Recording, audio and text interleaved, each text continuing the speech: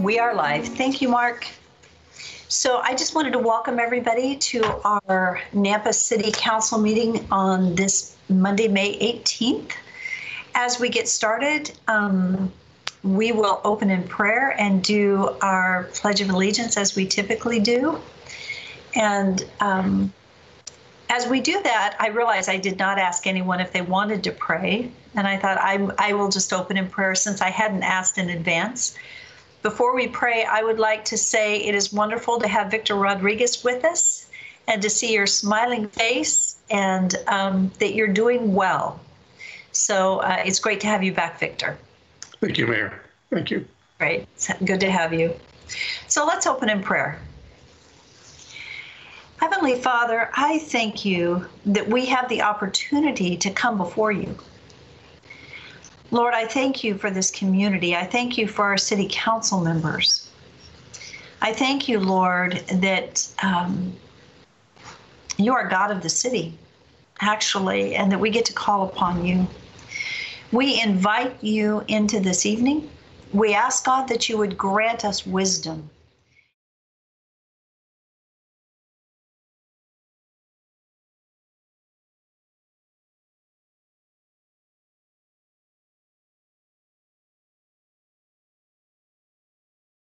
Presented. I thank you for the city's staff. I thank you for our citizens.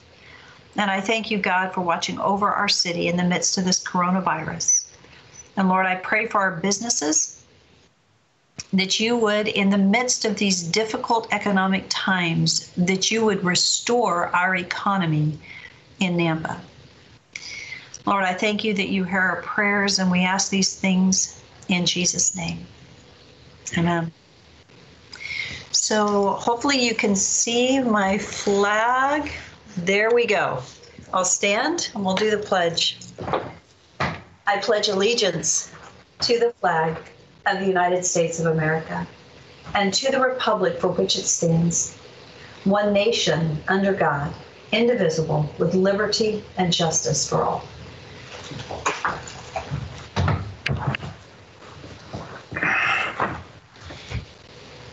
Thank you for joining me for that. And at that, I would like to ask Debbie Rosen if she would like to do roll call. Rodriguez? Yes. Bruner? Here. Mucci? Here. Levi? Present. Haverfield? Here. Bauer? Here. Thank you. I have to say, I am so looking forward to being together in city council chambers and not doing this via technology. It has worked, but I look forward to the day where we actually get to be in the same room together. So this evening on our consent agenda, I don't have, well, the full agenda, I don't have any proposed amendments to our agenda. Council, do you have any proposed amendments to the agenda? Okay, hearing none, I would stand for a motion to approve our agenda, which includes our consent agenda as stated. Mayor, Yes. I'd make a motion that we accept the agenda as stated. Second. Thank you. It's been moved and seconded. Is there any discussion? Roll call. Rodriguez? Yes. Bruner? Yes. Mucci? Yes. Haverfield? Yes. Bauer? Yes. Levi? Yes. We have the next item on the agenda is our proclamations, and we have several proclamations tonight, and I want to give each one, we'll try to move quickly, but I also want to give each one the honor that is due related to the proclamation. The first one is, this is National Public Works Week. It is, and Tom Points, I think you should be on. I'd like to actually defer to you real quickly. Hi, would you like to talk to us just ever so briefly about Public Works Week? Yeah, Mayor, Council, though, so it is Public Works Week.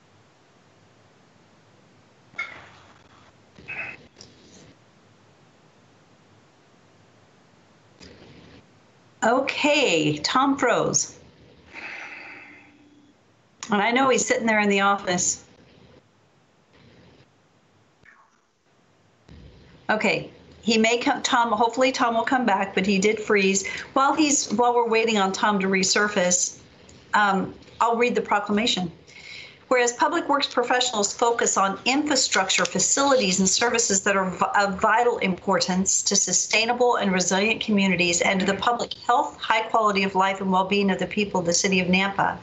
Whereas these infrastructure, facilities, and services could not be provided without the dedicated efforts of public works professionals who are engineers, managers, and employees at all levels of government and the private sector, who are responsible for rebuilding, improving, and protecting our nation's transportation, water supply, water treatment, and solid waste systems, public buildings, and other structures and facilities essential for our citizens. And whereas it is in the public interest for the citizens, civic leaders, and children in the city of Nampa to gain knowledge of and to maintain a progressive interest and understanding of the importance of public works and the public works programs in their respective communities. And whereas the city of Nampa is the largest full-service city in the state of Idaho, and whereas the year 2020 marks the 60th annual National Public Works Week, sponsored by the American Public Works Association, I, Debbie Kling, Mayor of Nampa, hereby proclaim the week of May 17th through the 23rd as National Public Works Week. And I urge all citizens to join with representatives of the American Public Works Association and government agencies in activities, events, and ceremonies designed to pay tribute to the public work professionals. I will say that we have an amazing public works team that we are very proud of, and it is the core of our city, the work that gets done, and many times that work is thankless. So due to the weather and due to COVID, we're not doing the typical events that we would normally do, but I do want to thank our Public Works team and acknowledge them during this National Public Works Week. And so I'm not sure if Tom came back on via phone. It's unfortunate, he obviously had a technology challenge. The second proclamation is one that Darrell brought to my attention, and I would love for Darrell to take just a moment and introduce it, if you would like to, Darrell. And this is the sanctity of human life. And Darrell, you're still muted, I think. Okay, I think I'm okay now, right? Can you hear me now? Okay. Anyway, I want to give credit to past councilman as far as Bruce Skog. He brought this to my attention back in March that we did this proclamation last year. And he and I both agree that this is a proclamation. Sanctity of life is something that we need to at least do as a council representing the city of Nampa on an annual basis. So I appreciate you, Mayor, having this proclamation, even though it's maybe a little later than it normally would. Just thought it was important enough to bring back this year. So thank you very much. Okay. Thank you. So whereas the preamble to the Constitution of the United States was designed for the people to secure the blessing of liberty to ourselves and our posterity. And the Idaho Constitution declares an inalienable right to enjoy and defend life and liberty. And whereas it is a guiding principle of Idahoans that every human life is cherished and respected, and it is affirmed that each life has meaning. It is vital to the future of this community that these values are demonstrated in our actions and our words. And whereas the strength of the city of Nampa is the demonstration of care for one another to show kindness and consideration for our neighbors and all citizens equally. And whereas part of this strength and character of the citizens of Nampa is to defend society's weakest and most vulnerable, including the ill, the elderly, and the unborn. Now, therefore, this council of the city of Nampa hereby declares Nampa, Idaho as a city that values sanctity of human life. This particular time, we did not put an end. We did not make it a day or a week. We made it a statement that we value. So this proclamation will be available in our office for each. Last year, all the city council members signed it. So we will have the original available for our city council members to sign the proclamation. So that will be available. Darrell, thank you for bringing that to our attention. I will pause right there and go back to Tom Points. Tom, we went ahead, you did freeze, and so realized that we lost you. So I went ahead and read the proclamation and gave a thank you to the incredible work that you do, but I will give you a second to share. Yeah, I'm sorry, not sure what happened there. I got my phone up and my computer now, so hopefully I've got redundant support. So thank you for the proclamation, Mayor. I'm honored and humbled to represent Public Works and Public Works Week. Everyone and the team does a great job, and even through these difficult times with the COVID-19, they've been there providing customer service. So it's been really a pleasure to see how they've responded to this. And so thank you for the proclamation. I do have a video that I'd like to show during the staff report about Public Works Week and and talk a little bit more about the events that we usually do and what we've done. So I'll leave it at that for now. Thank you. I realize it's, I've got a text, send Nate, our next person, I'm going to do one more proclamation, but I want to make sure that Jean Gordon is on. I don't know if Nate is on, so I'm sorry. This is there we go. You think he's on? Okay. So I'm going to, thank you. I appreciate that. So go ahead, enter. The next proclamation is Safe Boating Week. And this is whereas residents increasingly look to the water for recreation and relaxation, and approximately 1/4 of Idaho citizens will enjoy some form of boating this year. And the number of boating accidents and fatalities demonstrates that boaters should place a high priority on knowing and obeying the rules of safe boating. And whereas a review of fatal boating accidents shows that there are over 3/4 of the victims were not wearing a life jacket and could have survived if they had taken this precaution. Whereas the theme of this year's National Safe Boating Week is Wear It. It emphasizes the fact that life jackets save lives. So I, Debbie Kling, Mayor of the City of Nampa, do hereby proclaim the week of May 16th through 23rd, 2020 as Safe Boating Week in the City of Nampa, and we encourage all residents involved in recreational boating to put a high priority on safety by knowing and obeying the rules of safe boating and by showing courtesy and consideration of the water. Unfortunately, it's a little chilly, so not quite the time to be out on the boat right now with the rain this week, but as it warms up, a lot of people will be on their boats.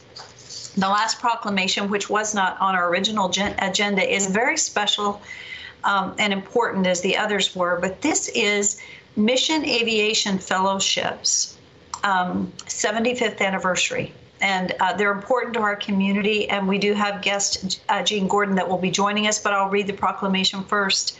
Whereas Mission Aviation Fellowship, also known as MAF, moved their headquarters to the City of Nampa in September of 2006 to provide their pilots with quality backcountry flight training, favorable weather, and a lower cost of living.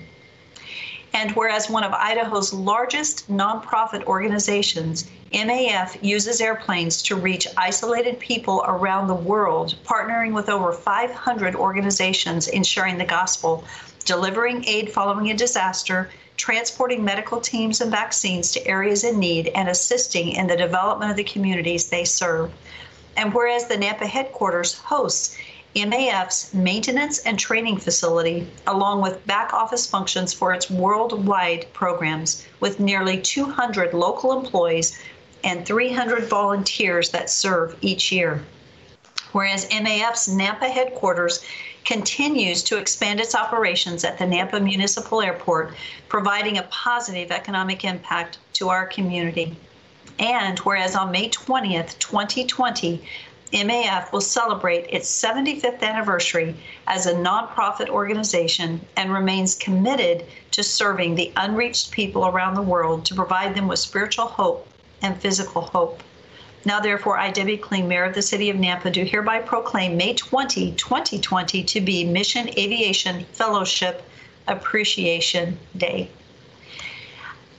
Jean Gordon, I believe, is on the line. If you would like to unmute Gene is a longtime MAF pilot and leader in the organization. He's part of the executive leadership. He was part of the executive leadership team when they decided to make the move to Nampa.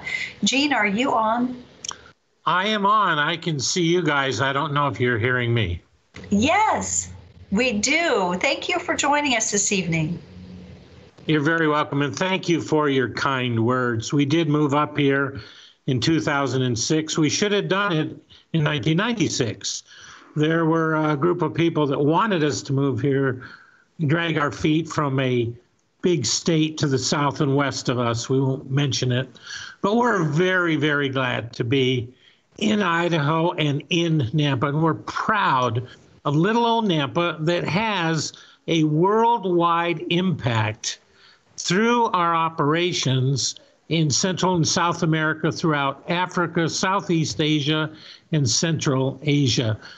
As you mentioned, we do fabulous training here in the backcountry. It's perfect for us to do. But much more than that, all of our families have settled in to a very, very good lifestyle here. We've all found our favorite restaurants. We all find our church, our groups, our parks, our things to do. It's a great valley to live in. So we're glad to be here. We're glad to represent Idaho around the world. And very quickly before I end, 2 days ago, I got a couple of pictures from a pilot friend of mine. He had evacuated a lady who had given birth to twins, was bleeding heavily after delivery. He got her out to the hospital, and then he went into the hospital and donated his blood because they matched to this lady. So when we say we fly for life, we really, really mean it. And we really mean it to say that we are proud to be from Nampa. Thank you. Gene, thank you. And our hearts and prayers go out to MAF with the recent loss of one of their pilots. And we just appreciate the service that is truly impacting the world that's coming right from here. So we're thankful that MAF made the decision to plant in Nampa, and we're just very pleased you're here. So thank you. And we celebrate with you 75 amazing years.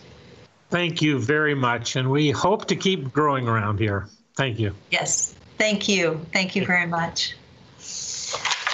That concludes our proclamations for this evening, and we do, the next section on the agenda is a Nampa resident wishing to speak on an agenda item. I don't have anyone. I'm going to turn to Debbie Rosen right now to see if she's aware of anything that I may be missing. No, I have nobody that contacted us. Okay, thank you, Debbie.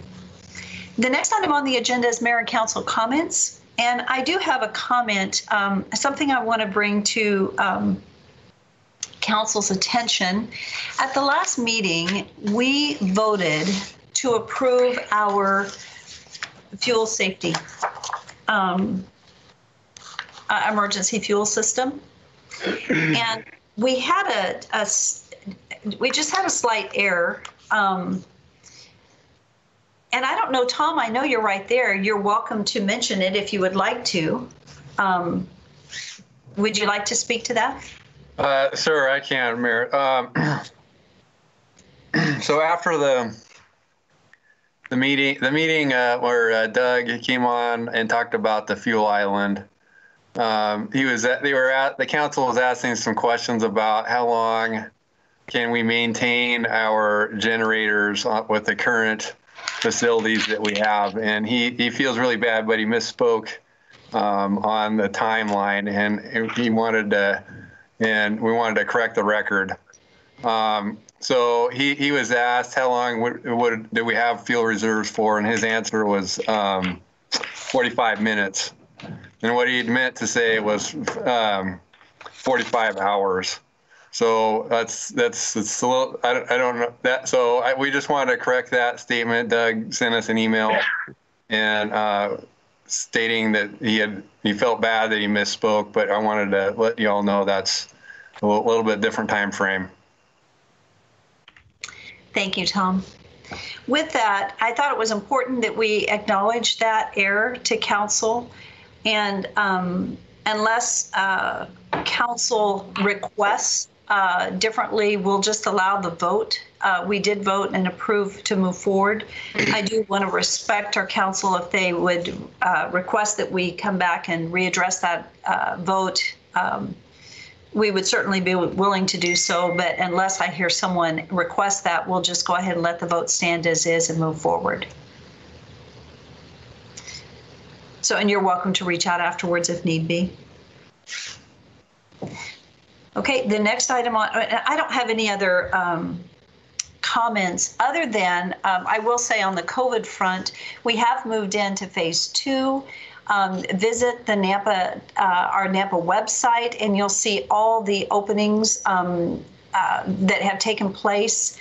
As you know, for us, the biggest change that just happened was within our Parks and Recreation Department. We did open our parks. And I'm sorry, okay. So we did open our parks. Our parks were never closed. So we opened the playgrounds. The restrooms are open and being cleaned a couple of times a day. Baseball teams are practicing. We are now scheduling games with the anticipation to resume games in June. The rec center opened up, and of course they're distancing in their classes. The senior classes and the senior programs are still not taking place. The senior center is still doing to-go meals. You just call in between 7:30 and 9:30 in the morning, and they prepare your meal and drop it off to you as you drive by.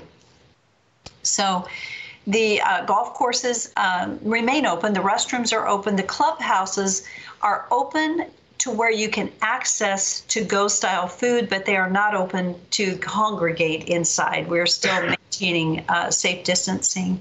So anyway, as a city, we are just really wanting our community to get going again. Our restaurants are open, our salons are open, our barbershops are open. And so we just want and wish our businesses the best. We want to move forward with a strong economy, and we want to recover from this. And so, but we also are asking people to be safe and to adhere to the guidelines set forth. So I don't have any other comments this evening. Council members, does council have any comments this evening? Mayor Kling? Yes. If I could. I just wanted to thank you, Mayor, and the council for all your support, cards, emails, and text messages that I received from you, and also from the community. Delcy and I are still receiving prayers and emails and cards, and its community support is just amazing to us. It didn't surprise me because I knew what we were all about. But I think we're blessed to live in Nampa, and I just wanted to say thank you to everyone in Nampa, and especially to Rick. He was in contact with Delcy as much as they could speak while I was in St. House. So I have a new love for St. Alphonsus, I'll tell you right now. So I just want to say that. Victor, thank you. You have a lot to be thankful for. I do. Awesome. Thank you, Rick. Thank you for all you did. Are there any other council comments this evening? Hearing none, item 3 on our agenda are agency and commission reports, and we do not have any agency and commission reports this evening, so we'll move on to the next item on the agenda, number 4, which is staff communications. And Tom Points is here to share with us. Okay, Mayor, Council. So we got several items we want to go over. I'll take the bulk of the staff report, and then we're going to have Jeff and his streets team talk a little bit about chip seals. So as I'm talking, I'm going to have Tiffany McCree start getting up our Public Works video and getting it ready to go. We're going to try to run this video that we have on our website that we put up for Public Works Week.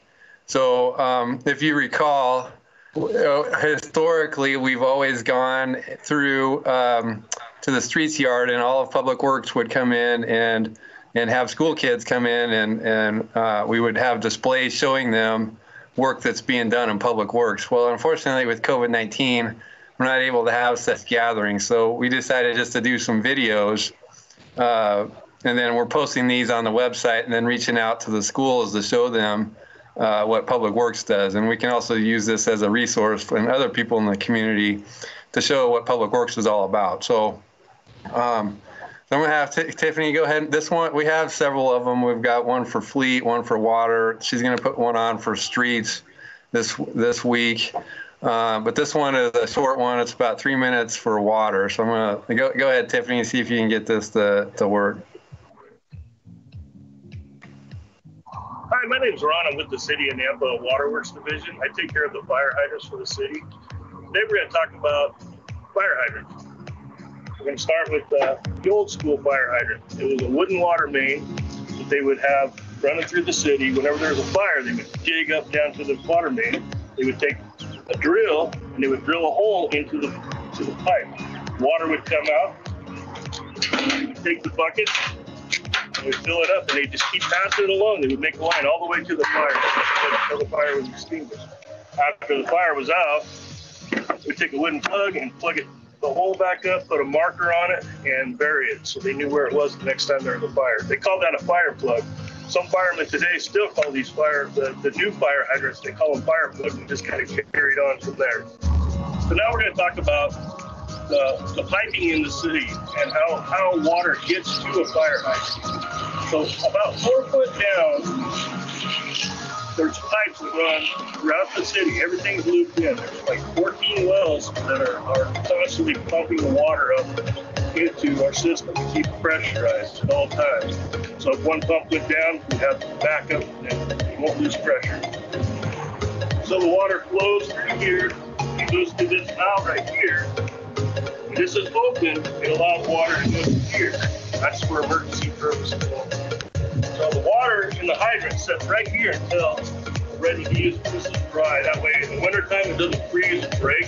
So to operate the fire hydrant, it's empty until you get ready to use it. As you open it up, the threads right here are the only moving parts on this. And what this does, these threads push down on the rod and allow the water to go by. Just like the faucet in your house. When you turn that on, the water goes past a rubber gasket. It's the same concept. You have about 24 turns to fully open a hydrant. So after you get done opening it up all the way and the fire's out and everything, of course you'll shut it down, right? After you get done shutting it down, the water will actually drain out. There's 2 holes on each side. Once it knows that the hydrant's shut off, it'll drain itself out. That way it doesn't freeze up in the wintertime.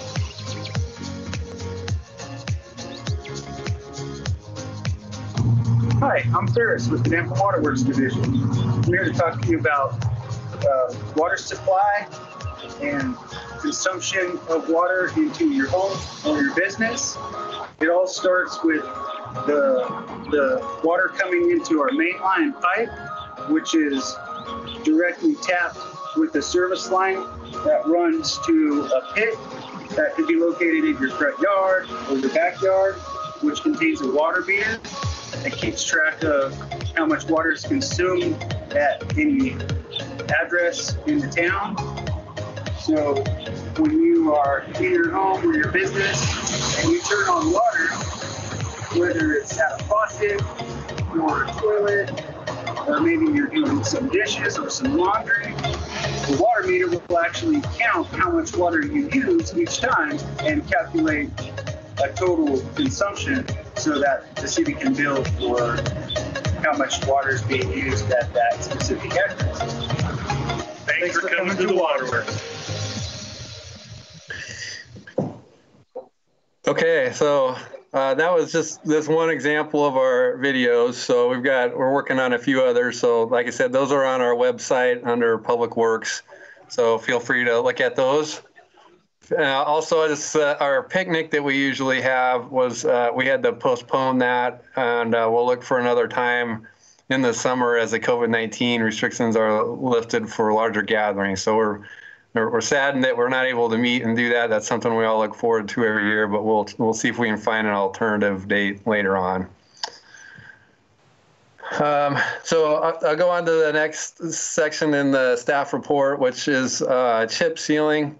So I'm going to have Jeff get up his PowerPoint while I'm kind of introducing this subject. So every year we do our annual chip seals, and we do our arterial roads, which are main roads, and we've started doing residential roads more and more each year. So it's one of the least cost alternatives to maintain our pavements.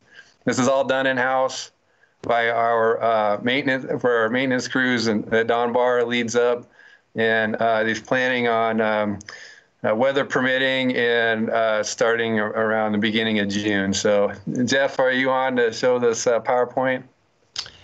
Yeah, I am. I'd like to introduce Don Barr, our street superintendent, right now. And just quickly, if you haven't met Don and his crew, there are three things I just want to mention: that they're innovative, and they are constantly learning, and they're getting better at their craft every year. And so I'm going to introduce Don Barr, our street superintendent. Tiffany McCree will also be giving us some more information on some of the public involvement activities we have. Well, thanks, Tom and Jeff, both of you, for that introduction. Mayor Kling and City Council members, on behalf of the Street Division, just wanted to say thank you for this opportunity to spend a few minutes with you on our 2020 chip seal update and this nice brochure that went out in the mail today to all of our residents. The next slide you see here is our chip seal activities map that's covering Zone E, which is the zone we're doing this year. And currently we've got about 12 miles of arterials that we're going to be working on the main roads.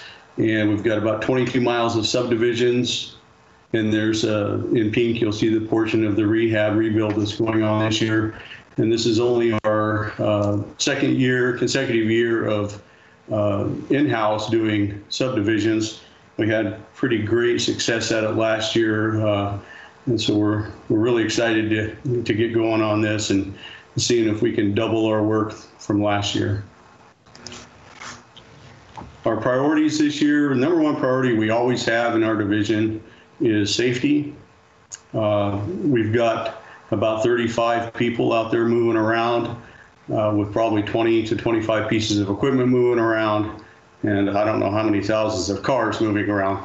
So we got a new piece of safety this year that we've never really had to deal with before. And of course, everybody knows about the COVID-19 safety stuff that's out right now. And so some of the precautions we're going to be doing is we're going to do our best to continue social distancing to protect the public as well as our staff. Our folks will be wearing their protective masks when they're in the vehicles with each other if we got to team up more than one person to a vehicle. And sometimes that happens.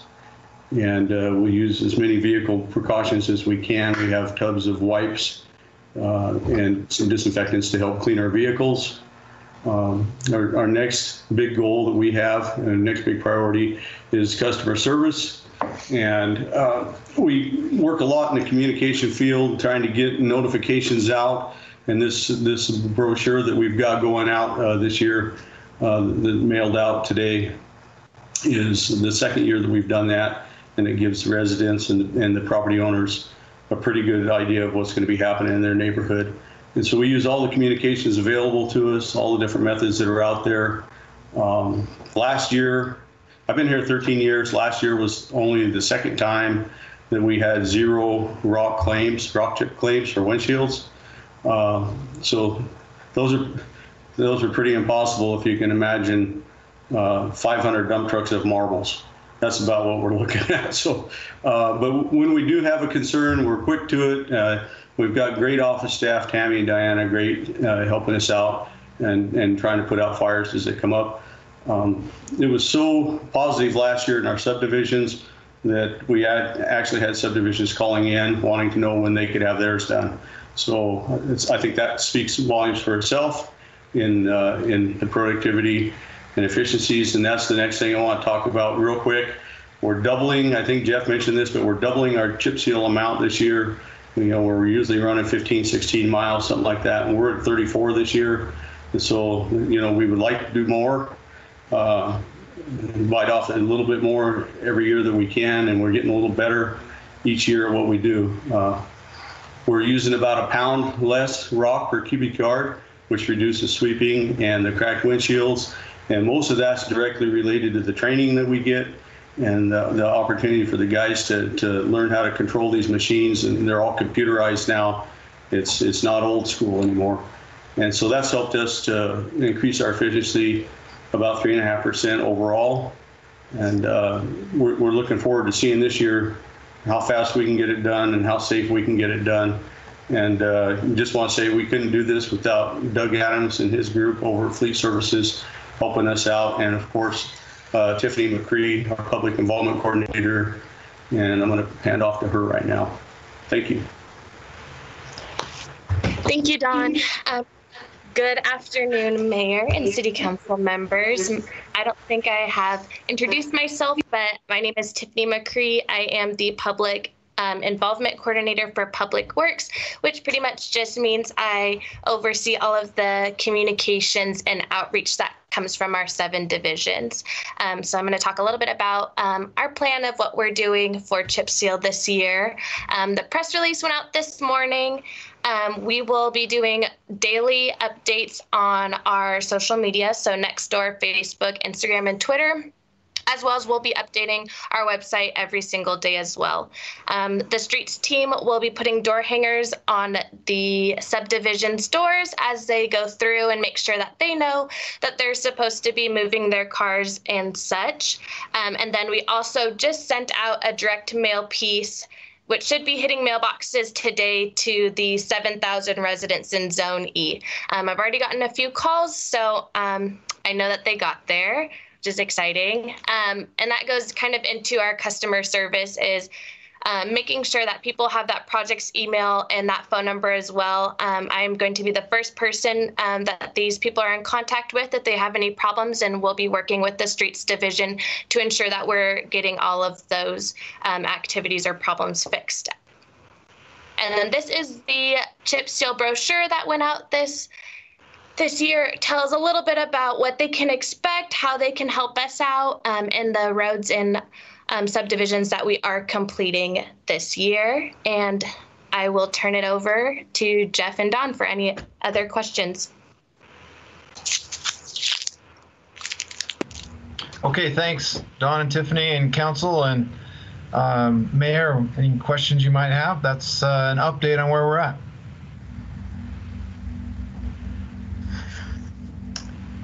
Okay, Mayor and Council. So I'll continue on with the staff report, and thank you for that Chip Seal update. As you can see, this is a all hands on deck teamwork project when we do a Chip Seal. You should be able to see a map on your screen right now. I just did a screen share, which shows you a little bit. It shows you what we're going to talk about in the next portion of the staff report. This is also on the NAMPA website, so you can get to this just by logging in the website and clicking the orange box on the upper left-hand corner called City Construction Projects. So this has all of the projects that we're planning in this year in fiscal year 20 for streets, water, irrigation, sewer. It's an interactive GIS map, and it's just a point and click. You can go in and once you decide what projects you want to look at, you just click the box and it downloads it and tells you approximately when it'll start, when it'll end, and who the project manager is. So just some basic information. So we have that for construction, and we also have a tab for projects that we're designing. So this is also something you can find on our website. And since we also put NAMPA highway districts and ITD's projects on this website as well, so you can. It's a one-stop shop for things happening in Nampa. Just have a couple more items, and then we're done with our staff report. The next thing I want to mention is the stormwater general permit for the Nampa Municipal Airport. You have a write-up in your report. It's open for public comment right now. Nampa did submit a public comment to EPA about the report. There was nothing significant that concerned us about it, but we said that the reporting, we'd like to have a little less reporting. So we'll see where that comes about. I just wanted to give you an FYI on that. The other items you have, we do our normal wastewater project updates at our plant. So you have a 2-page document there. Just a couple highlights are lab, admin building, the remodel, Group E. That was, we talked to you last time, council meeting about the low bid being Petra and the authorization to award that. Next council meeting, we'll come back with a renegotiated scope of work for architecture and construction administration, and we'll discuss the remainder of that project with you. And then in Group F, which is our large project, where we got the bulk of our wastewater loan from EPA, we're in the reviewing proposals right now from all 3 teams. We'll be doing interviews later this month with a selection later this summer. So in your packet, hopefully you can see this. There's a map on the 2nd or 3rd page of the waters of the U.S. So the EPA and Army Corps of Engineers have made a decision on the definition of a waters of the U.S. I just wanted to let you all know that. It was about a year ago that we brought this to council and let everybody know that it was open for public comment period. NAMPA did submit some comments. The resulting bodies that were adopted as waters of the U.S. did not really change from what were reported a year ago, and they waded through all the comments. Really, what the things that got excluded were wetlands, upland wetlands that are not connected to a water body at all. Those are no longer wetlands or considered waters of the U.S.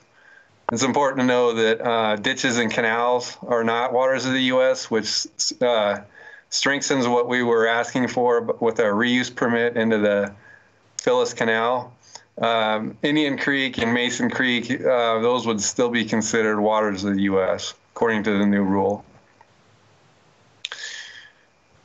So that was it for our staff report. It was a little longer than normal, so I appreciate your patience, and our technology all works, so that's a good thing on Public Works Week. So I'll entertain any questions that council or mayor, if you have any questions. I would just like to say great job, because that was kind of a feat to get through all the various things. I also want to say, Jeff, thank you for bringing your team in. It isn't very often we get to hear from Dawn, and then it was great to hear from Tiffany. And I just want to say, Dawn, thank you for your work, and Tiffany and Jeff and Tom. You guys have a great team, and I don't know, so many times those that are out working, we don't get to see the people that are doing the work, and we can take things for granted. And I am extremely proud of the work that's been done. Dawn, you're doing a good job leading your team, and it's really appreciated. And the ingenuity, you've been creative, you've been thinking outside the box, you're pushing yourself, you're pushing your team, and our city is better because of it. And I just want to say thank you. Thank you so much for that commitment. Well, you're very welcome, Mayor, and I've got to tell you, it's really not me, it's my staff. They're the ones that do all the work. I just get to be the face of it, and I appreciate them very much. I appreciate you too. Thank you. Well, please communicate to them that we appreciate their work.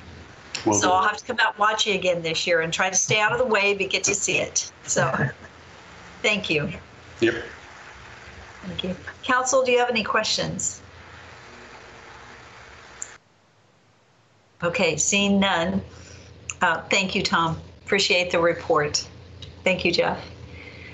Okay, so we're going to move on to new business. We're going to move to, this is section 5 on our agenda. It's new business, and the first item is an action item. This is the first reading of an ordinance creating a point system for alcohol license violations and requiring that licenses be, requiring that they be placed into service. So Beth Einig is going to be presenting on this.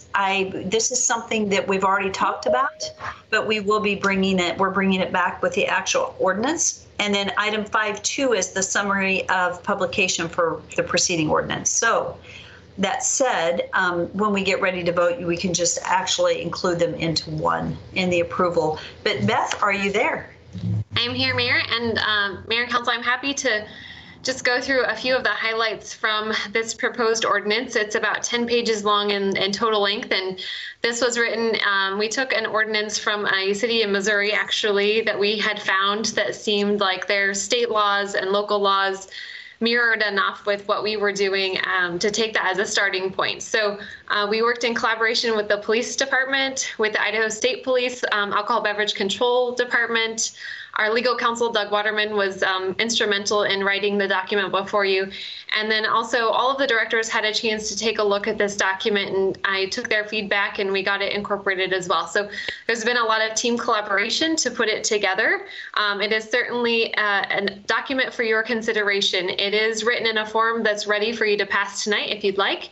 If you'd like us to make some changes and take another stab at it, we're happy to do that as well. So it's just up to the council's will. The first part I wanted to just talk about is on the section 512.17 is where it gives the council an opportunity to deny a license, and particularly talking about the renewal of licenses. So one of the things that we wanted to achieve in creating this ordinance was to give council more authority and more power in the alcohol renewal process, so that if you have an establishment that perhaps has had a lot of calls for service or has not been as good of a business citizen as we'd like them to be, it really gives council a format and a process to establish what those violations are and lines out a complete hearing process and evaluation so that there is a due process for the business, and then council can take that into consideration as they look at license renewals. So it does have that council may deny a license application for a license having accumulated at least 3 points against their license in the prior year. And renewal of such licenses may only be granted by the City Council after a public hearing at which the licensee or license application appears in person to provide testimony to demonstrate that procedures have been put in place to avoid and reduce future violations. Licenses without the assignment of at least 3 points may be renewed by consent agenda. So it does provide that process for council to really evaluate. And then when we look at the second thing that this ordinance does was gives a process for the actual revocation of an existing license. So a bar owner may be in business today and may accumulate points through the system and actually lose their license before the renewal process comes up. So just kind of the purpose statement that is listed here is that under this, licensee misconduct and the failure to exercise proper controls over an establishment licensed to sell liquor, beer, and or wine by the drink may result in a revocation or suspension of said license based upon accumulated points assigned to a licensee for said misconduct and failures to exercise proper control. So it's really about the evaluation of, did the establishment have proper control over their facility? Are their employees well-trained? Or are some of these violations conducted actually by the owner or by the employees? Or did they create an environment that fostered that? And just to note, it is for any establishment that has that license to sell liquor, beer, or wine by the drink. So it would include restaurants as well as bars. There is an entire portion about kind of the burden of proof and a committee that's being created. The review committee would consist of the following directors and or their designees: the chief of police, city clerk, chief of staff, building official, and planning and zoning director. I figured as helping write the ordinance, I could not include myself. So on the license violations specifically, there are 17 different violations that could be identified. Kind of the most minor would be a 1 point charged against it, which could include just a failure of the licensee and if its officers, managers, or employees to undergo required training, up through kind of the serving of underage and even into violent crimes such as homicide or human trafficking. So there are those 17 kind of violations assigned, and in working just through police and with legal counsel, we assigned points to those various violations and then created a classification of minor, significant, and major. So minor violations would be if an establishment accumulates 1 to 2.5 points, significant is 3 to 6 points, and major is 6.5 points and above. And those point classifications then result in how the license is treated and where it falls into from a penalty perspective. So the review procedures do require this committee to determine that there's a probable cause here that the violation was committed. They will review the evidence. There's an entire kind of due process that's outlined through this.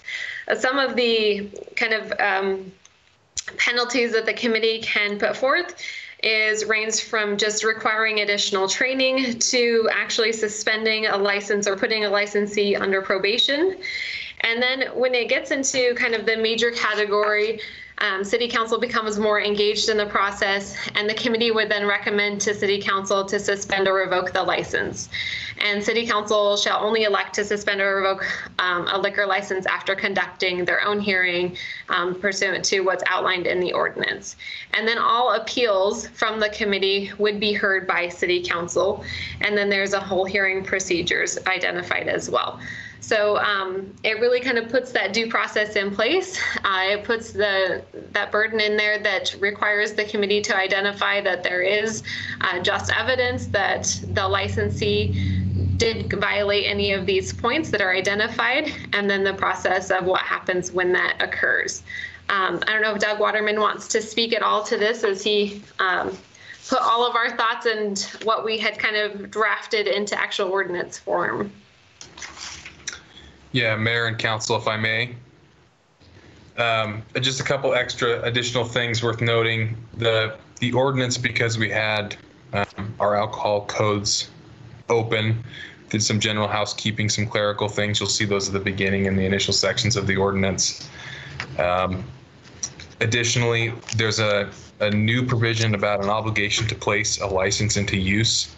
So while Nampa does not currently have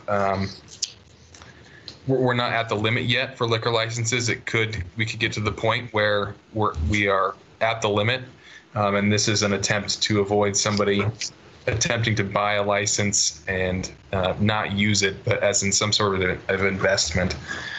So there's an obligation now that they place that license into actual use and attempted to craft reasonable parameters for what constitutes actual use in that section. And lastly, the only other housekeeping thing was the addition, the modification of the distance from churches and schools language. Rather than just being a reference to state code, it now mirrors what is approximately in the state code. So for ease of application in the future. Let me see here. As Beth said, it includes both acts by a licensee and their employees that could accumulate a point, as well as a failure to act. So an example might be if a licensee or their employees was aware that gambling was happening on premises and failed to act to remedy that could result in a point violation. So it does cover both the licensee, their actions, and their omissions. As Beth said, non-renewal. At 3 points, the licensee comes in and explains what they're doing to do better at a hearing, and then council could choose to approve them continuing after that. And for the most part, I think the rest of it was covered. We did our best to sort of analyze the point values and forecast what the council sentiment might be on those point values. But we're looking forward to your input or your approval either way. Okay, Beth and Doug, thank you very much. Great job. And I think I heard someone step in that would like to speak. Did one of our council members? Mayor Kling, I have a question for Doug. Okay.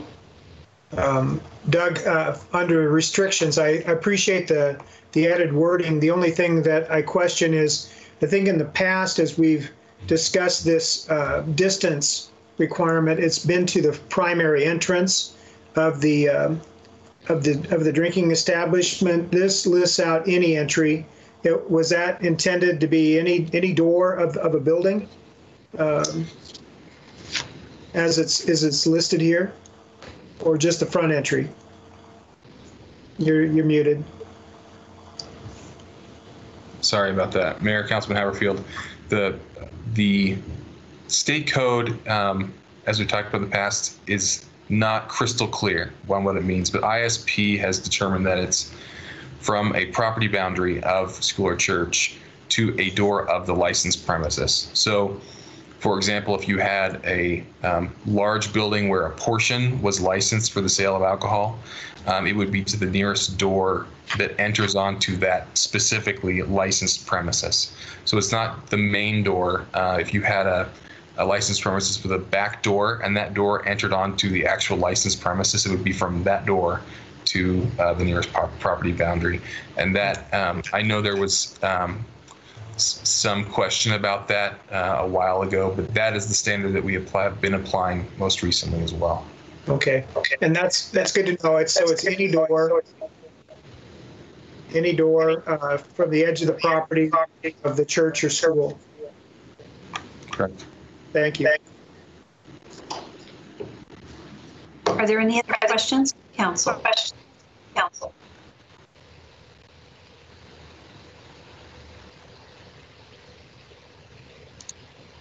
Okay, hearing none, what is the will of the council on this particular, on the ordinance?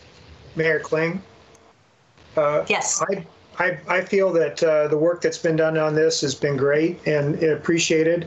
And I would like to make a motion to pass the ordinance. Does it need to be read first, though? You know what? Actually, it does. So we do need the first reading of the ordinance. So we'll go ahead and move to that then. Thank you for catching that, Randy. I appreciate it. Okay. An ordinance enacted by the Nampa City Council amending Title V, Chapter 12, Section 512.1 of the Nampa City Code pertaining to definitions used in Title V, Chapter 12, amending Title V, Chapter 12, Sections 512.2 of the Nampa City Code pertaining to the requirements of that anyone selling liquor, drink, beer, or wine obtain a license therefor, amending Title V, Chapter 12, Section 512.3 of the Nampa City Code pertaining to the investigation into applicants for alcohol licenses, amending Title V, Chapter 12, Sections 512.6 of the Nampa City Code pertaining to council approval of initial applications for alcohol licenses, amending Title V, Chapter 12, Section 512.8 of the Nampa City Code pertaining to fees for alcohol licenses, repealing and replacing Title V, Chapter 12, Sections 512.10 of the Nampa City Code with a new section pertaining to revocation of an alcohol license for failure to place said license into service, amending Title V, Chapter 12, 512.11 of the Nampa City Code pertaining to locations requirements for establishments selling liquor, beer, wine by the drink, amending Title V, 12.12 of the Nampa City Code pertaining to transfers of alcohol licenses, amending Title V, Chapter 12, Section 5213 of the Nampa City Code pertaining to hours of sales, adding a new section 512.17 to Title V, Chapter 12 of the Nampa City Code, adding a point-based system for the potential suspension, revocation, or denial of alcohol license, providing for an effective date, providing for severability, and repealing all ordinances, resolutions, orders, and parts thereof in conflict herewith. Mayor Kling? Yes. I'll make a motion to pass the ordinance as read and also to authorize the summary publication. I'll second. It's been moved and seconded. Is there any further discussion? Mayor, if I may. Yes. Mayor and Councilman Haverfield, was that motion also made under suspension of rules for the 3 readings? I wasn't aware that it needed to be, but I'll amend my motion accordingly. And Jean, would you like to? Yes, amended. Provide a second. Thank you. Doug, thank you. My goodness. I appreciate that catch. Okay, so it's been moved and seconded to pass action item 5.1, under suspension of rules and authorize a summary of publication for the preceding ordinance. Is there any further discussion on this item? Hearing none, roll call. Rodriguez? Yes. Brunner? Yes. Levi? Yes. Bauer? Yes. Mucci? Yes. Haverfield? Yes. Okay, that concludes items 5.1 and 5.2 under new business. Due to the time frame, it is now 7:02. We're going to move over to public hearings. And by the way, Beth, thank you. Great work. Doug, great work. You guys did a great job and we appreciate it. Thank you very much. Thank you.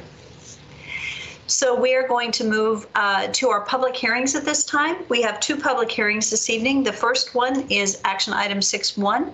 It's annexation and zoning at 30 North Kings Road and 3126 East Victory Road. This is a 20.06 portion. And I won't read through the whole section.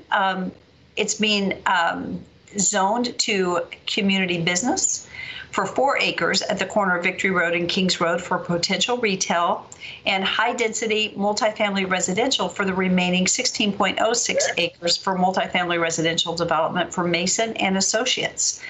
I'm not sure who our applicant is this evening. Is our applicant with us? Our applicant is Will Mason. Yeah. Thank you. Am I on? Thank you, Will. Would you like to go ahead and state your name and address, and then we'll let you go? Yes, it's William Mason with Mason and Stanfield, or Mason and Associates. Our address is 924 3rd Street South in Nampa. What we're requesting is there's 2 parcels there. We believe that they are ready for annexation into the city with a BC zone and an RMH zone. The intent is to do some sort of retail, probably in the 4-acre corner, and the remaining would be some sort of limited multifamily residential. We understand there's airport overlay issues that we will deal with when we develop the project, and we also understand that there is right-of-way that would be required to be provided to the city for the roundabout. I think really that's all I have to say at this point, and if there's questions later, I will stand for questions. Mr. Mason, thank you so much. We will have you back at the conclusion of our public hearing to provide closing comments. So before we, thank you very much. Before we move over to the staff report, I would like to ask, I do not have a list of anyone that was signed up. And so if someone would want to email that to me or get that to me for both public hearings, that would be very helpful. So, and that said, yes? Mayor, this is Rodney. No citizens signed up to speak. Okay. Thank you. Is that for both? That's correct. Okay. Thank you very much. Thank you for the clarification. Okay, so I believe Doug Critchfield is going to share with us the staff report for this project. Good evening, Mayor and City Council. Doug Critchfield, Principal Planner. Some information about this site. These are 2 10.03 acre lots comprising 20.06 acres. The surrounding land use is to the north is county industrial. To the south is county rural and city single-family residential. To the east is county industrial, and to the west is county residential and city single-family RS6 and RS22. And Endeavor Elementary School is to the west. In the comprehensive plan, this site is designated as a community mixed use. Its surrounding comprehensive plan land uses are light industrial, medium density residential, and public at Endeavor Elementary. The proposed zoning is 4 acres of community business and 16.06 acres of high density multifamily residential. And the utilities that serve this area, there's a 21-inch sewer main along Mason Creek, just to the northeast of 3126 East Victory, and a 12-inch water main in Victory Road along the south property lines, and an 8-inch pressure irrigation on Victory Road about 350 feet from the 30 North Kings Road southwest property line. Access to the property is both from North Kings and East Victory Road. Here's it's a little bit hard to see. I guess I could move my cursor, but this section right here is the 4-acre section that the applicant has indicated in a plan that was sent to us, and the remainder is the 16.06 acres. The street view from East Victory Road looking north, here's a picture of that, and a street view looking into the property from North Kings Road. To date, the correspondence that we received from several agencies, the ones that had comments other than no comments or no opposition, was from code compliance. There's quite a bit of solid waste accumulation and weeds and vehicles that need abatement on the property. The building department indicated that the requirements of construction are set in Title IV of the building regulations of the City of Nampa. The Nampa School District would like to see sidewalks and lighting for safe routes to school on Victory and Kings Road. And we did receive a note from the area property owner who was not opposed to the development, but expressed some concern about the future development of both the BC and RMH zones in terms of their use and time of operation and the size of the properties. And that is in your council packet, staff report. The recommended findings on this project, there are 5. So the recommended findings are that the annexation parcels be annexed into the city with 4 acres of BC and 16.06 of RMH zoning. 2, that the area can be reasonably assumed to be available for the orderly development of the city within the city limits. Given that this is adjacent to other city properties, we find that this this property can both be annexed and developed. The 3rd being that the zoning request from BC to RMH and RMH conforms with the 2040 comprehensive future land use map and the community mixed use land use setting, and that is reasonably compatible with the existing land uses in the area. The 4th finding is that the maximum allowable residential net density for the property is up to 77.12 dwelling units per acre. And that the 5th finding is that the property owner requested annexation and zoning to BC and RMH for future retail and multiple family residential buildings. The conditions approval are stated in your staff report. The first conditions, number 1 through number 5, are engineering conditions that the applicant agreed to do at the Planning and Zoning Commission meeting. And number 6 is the building department requirements. The Planning and Zoning Commission recommends to the City Council that after the finalization of the annexation, if the City Council decides to do so, that the applicant will have 120 days to remove all solid waste accumulation, nuisances, and unlicensed vehicles and weeds from the property, and that this will be verified by Nampa code enforcement. With that said, and the requested action, be glad to take any questions that the mayor or council may have. Thank you. Mayor Kling? Yes. Will the lot lines be retained, or will there be a lot line elimination between the 2 parcels? Maybe perhaps the applicant, William, perhaps you'd like to answer that, but according to the map that we received, they would be, the lot lines would be adjusted on the property.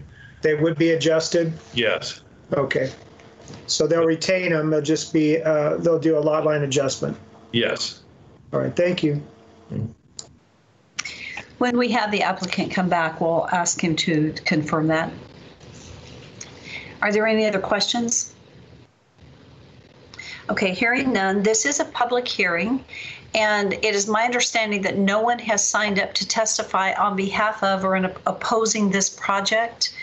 And Rodney, I'm going to come back and double check with you that that is correct. That's correct, Mayor. I've checked multiple times today to make sure. Okay, thank you so much. So that said, I would like to give since no one has signed up to speak, I'd like to give our applicant the opportunity, Mr. Mason, to come back and you could address the lot line question and make any other closing comments.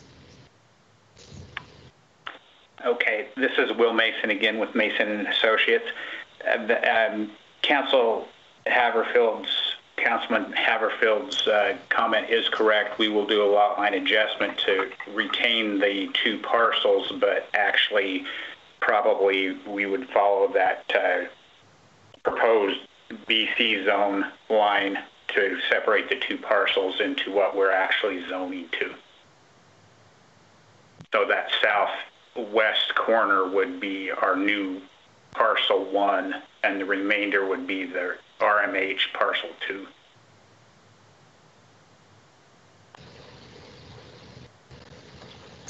Mayor Kling. Yes. Follow-up question, Bill. Are you planning on having access to the east to the Squaw Valley Drive, or is all of your access going to be only on 39th Street? Our access would actually come off at Kings Road and Victory.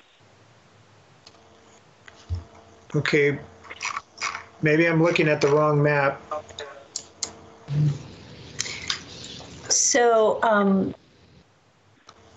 Doug, would you like to go back to the map for Councilman Haverfield so that he could see the location, Kings and Victory?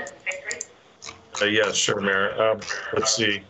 Is this? So here's Kings Road right here, and this is Victory right here. I'm sorry, Mayor. I slipped over to 6-2. That's why the zoning map wasn't matching up. So I apologize. That's fine. Do we have any further questions from council for Mr. Mason? Okay, Mr. Mason, do you have any further comments for the council? I don't, thank you. Thank you very much.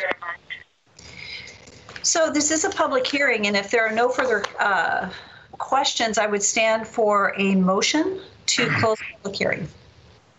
So moved. Second. All in favor? Aye. Aye. Council discussion. Mayor Kling? Yes. So follow-up question then for Doug. Are we looking at frontage improvements, the full length of the west and south property lines then around this development? Or will it be a phased improvement or a rural section? What is the intended extent of improvements? Yeah, Mayor and Council Member Haverfield, I would defer to Daniel. Are you on? Daniel Badger? I am. Yeah. Mayor, Councilman Haverfield, both Kings and Victory are collectors or arterial roadways, and so when they do their development, they will be required to install sidewalks, and based on what they develop, any traffic study improvements that are required, turn lanes or anything of that nature, they will be required to place those improvements. They will not be required to widen either Kings or Victory outside of any traffic study requirements. That being said, in our projects for next year, currently we have design going on for the Kings and Victory roundabout. We have detailed the right-of-way we'll be requiring them to dedicate, and then there will be some additional right-of-way that will be negotiated for. And then those improvements are anticipated for construction next year. So Daniel, they won't be widening Kings or Victory, an additional lane? Correct. Per the current policies that were enacted last year, they would not be doing that widening on either Kings or Victory. They will only have to do the sidewalk improvements and then pay the impact fees that were raised as part of all of those changes. being a collector, is that, when you state that, is that a 4-lane with a turn lane in the center? So an arterial is typically a 5-lane total, right, and a collector is typically a 3-lane, one each direction with a center turn. And you said this would be a collector. So no, the Kings and Victory, I believe Kings is the arterial based on the current analysis, and Victory would be the collector. Because I know there's a lot of traffic on those two road systems depending on the time of the day, and they're currently only 2 lanes. So that's surprised me that the widening wouldn't take place at the time of this development. The right-of-way would happen, but the actual widening would not take place? Correct. That is the way that the city code is currently set up after the changes to the impact fees. And that's due to the new impact fee ordinance? Correct, and the changes to the Title IX ordinance that were enacted at that same time. Wow. Okay, thank you. So Daniel, could this is Mayor Kling, I'd like to ask, so will there be setbacks to accommodate the improvements when they do happen? Yes, they will be required to dedicate the right-of-way, and so their setbacks will be taken from those right-of-way lines. And so that area will be protected and will be under city control for when those improvements are deemed necessary. Okay. So Mayor, this is Darrell. So Daniel, just to clarify then, when you say sidewalks will be required, so we're putting sidewalks in and then eventually we may be tearing those out to widen especially Kings Road? The sidewalks, Councilman Bruner, will be placed at the far edge of the right-of-way to be outside of the footprint of that future widening. So those, there would be some minor improvements likely at the intersection that we'd pull out, but nothing significant. All right, thank you. Are there any further questions for Doug Critchfield or Daniel Badger? Okay, so what is the will of the council? Mayor, I'll make the motion, and for this property that we accept annexation and 4 acres to BC and 16.06 acres to RMH with the conditions of approval as recommended. Second. Thank you. It's been moved and seconded. Is there any council or further discussion? Hearing none, roll call. Rodriguez? Yes. Mucci? Yes. Levi? Yes. Bauer? Yes. Haverfield? Yes. Bruner? Yes. Thank you, and thank you, Mr. Mason, for joining us this evening. So the next item on the agenda is an action item. This is a zoning map amendment to suburban residential, from suburban residential to residential professional for construction trade sales office structure at 512 North 39th Street. This is a 0.48 acre section for Nick Barnes, who is representing WFS LLC. Nick, are you the applicant that is speaking this evening? I am. Great. Thank you for going ahead and stating your name and address and for sharing with us what you're wanting to do here. My name is Nicholas Barnes for WFS LLC. I'm located at 4022 East Summit Lane, Nampa. We're looking to take this little sliver around the corner from us on 512. We've already done the cleanup onto the property. There was a fairly dilapidated trailer house and some other stuff there. So we've pretty well gutted the property and got it to a clean slate. Looking to just do maybe a small warehouse with a small construction office attached to it as well. We've been made aware of the P&Z Commission's conditions, have no issues with those. And I think that's about it. Great, thank you. So, Mr. Barnes, as you know, at the end of the public hearing time, we will have you come back and provide any additional comment and be available for questions. So thank you for sharing with us. Thank you. Thank you. Doug, I see you. Are you the providing the staff report? I am, Mayor. Thank you. Yeah, so once again, Doug Critchfield. The property is located on 512 North 39th Street. And the applicable regulations to this project is that the zoning map amendments must be reasonably and necessary in the interest of the public, further promote the purposes of zoning, and agree with the adopted comprehensive plan future land use map for the neighborhood. General information about the site. This is 0.48 acres, about 20,909 square feet. The existing zoning is RA, which is suburban residential, and the proposed zoning is residential professional. The future land use map is high density residential in this area, the 2040 future land use map. Surrounding immediately to the west is industrial, a little bit to the north as well, commercial off of Garrity, and medium density residential further north from that, and some community mixed use off to the east. Zoning in this area is fairly mixed. There's suburban residential to the east. To the north is light industrial, and also to the west. Heavy industrial to the north, and commercial and single family residential also near Garrity Boulevard to the north. The access from this property will be off of North 39th Street. There's water sewer in North 39th Street and irrigation at the east end of the property. This was the view into the site, but it's, according to the applicant, has been cleaned up.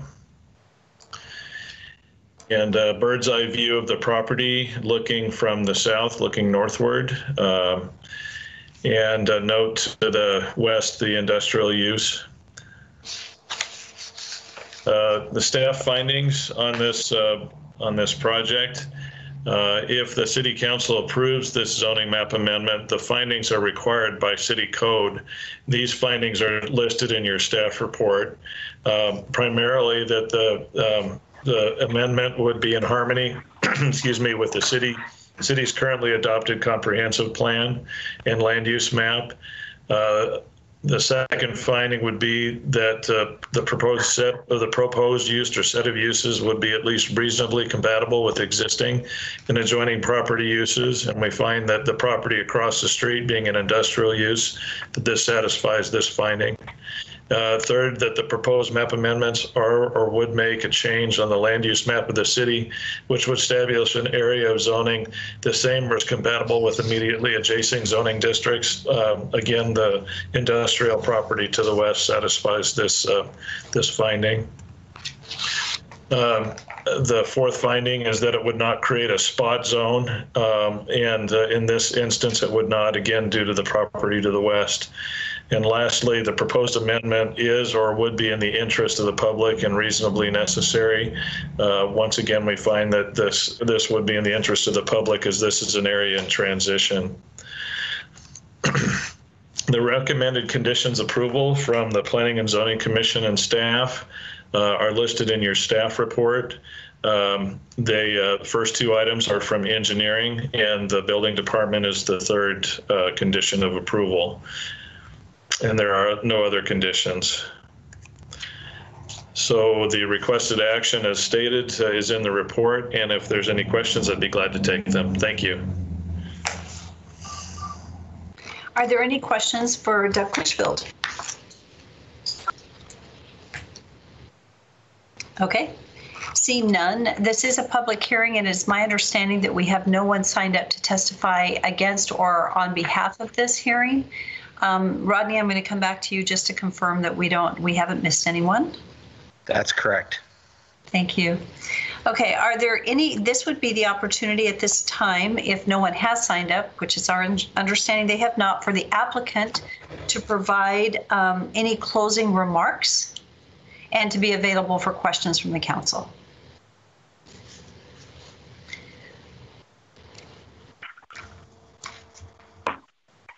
Thank you. Mr. Barnes, are you there?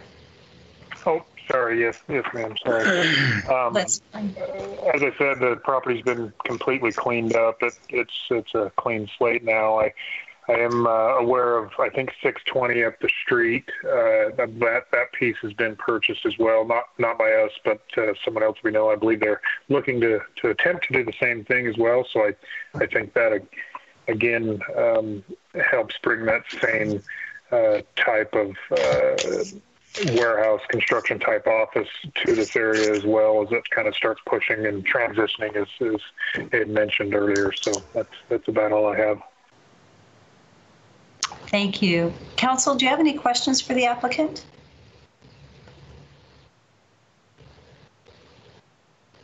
Okay, hearing none, I would stand for a motion to close public hearing. So moved. Second. All in favor? Aye. Aye. Okay, what is the will of the council? Mayor Kling, I'll make the motion to allow the zoning map amendment from B as presented to us with recommended conditions of approval. Second. It's been moved and seconded. Is there any further discussion? Hearing none, roll call.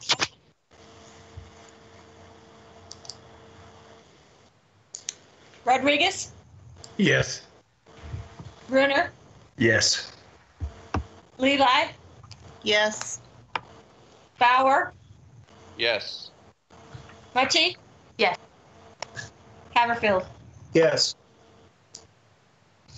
Mr. Barnes, thank you for joining us this evening, and thank you for your work on behalf of your client. We appreciate it, and this looks like a good project for that location, so thank you. Thank you. So that concludes our public hearings this evening. At this time, we're going to go back to new business, and we're going to pick up with item number 5.3 on the agenda. This is an action item. This is to approve the citizen participation plan as amended to allow the City of Nampa Community Development Block Grant staff to utilize temporary statutory waivers as provided in the CARES Act by the Department of Housing and Urban Development. I have Matt Jamison down as speaking to this evening. Is that correct? Yes. Hi, Matt. Good evening, Mayor Kling, Council. As Mayor Kling just stated, as part of the CARES Act, the Department of Housing and Urban Development have issued what they are calling flexibilities and statutory waivers to make it, to allow CDBG entitlement communities such as ourselves to get the response out to the community and the funds out to the community in a more expedited manner. Our citizen participation plan did not have anything in it that would allow us to utilize those waivers without us amending it to include those in the event of these circumstances came about. Heaven forbid, again, down the road, we would be able to react quickly and allow us to amend things like the 5-year consolidated plan, the annual action plan, and the citizen participation plan with a shortened 5-day, no less than 5-day public comment period.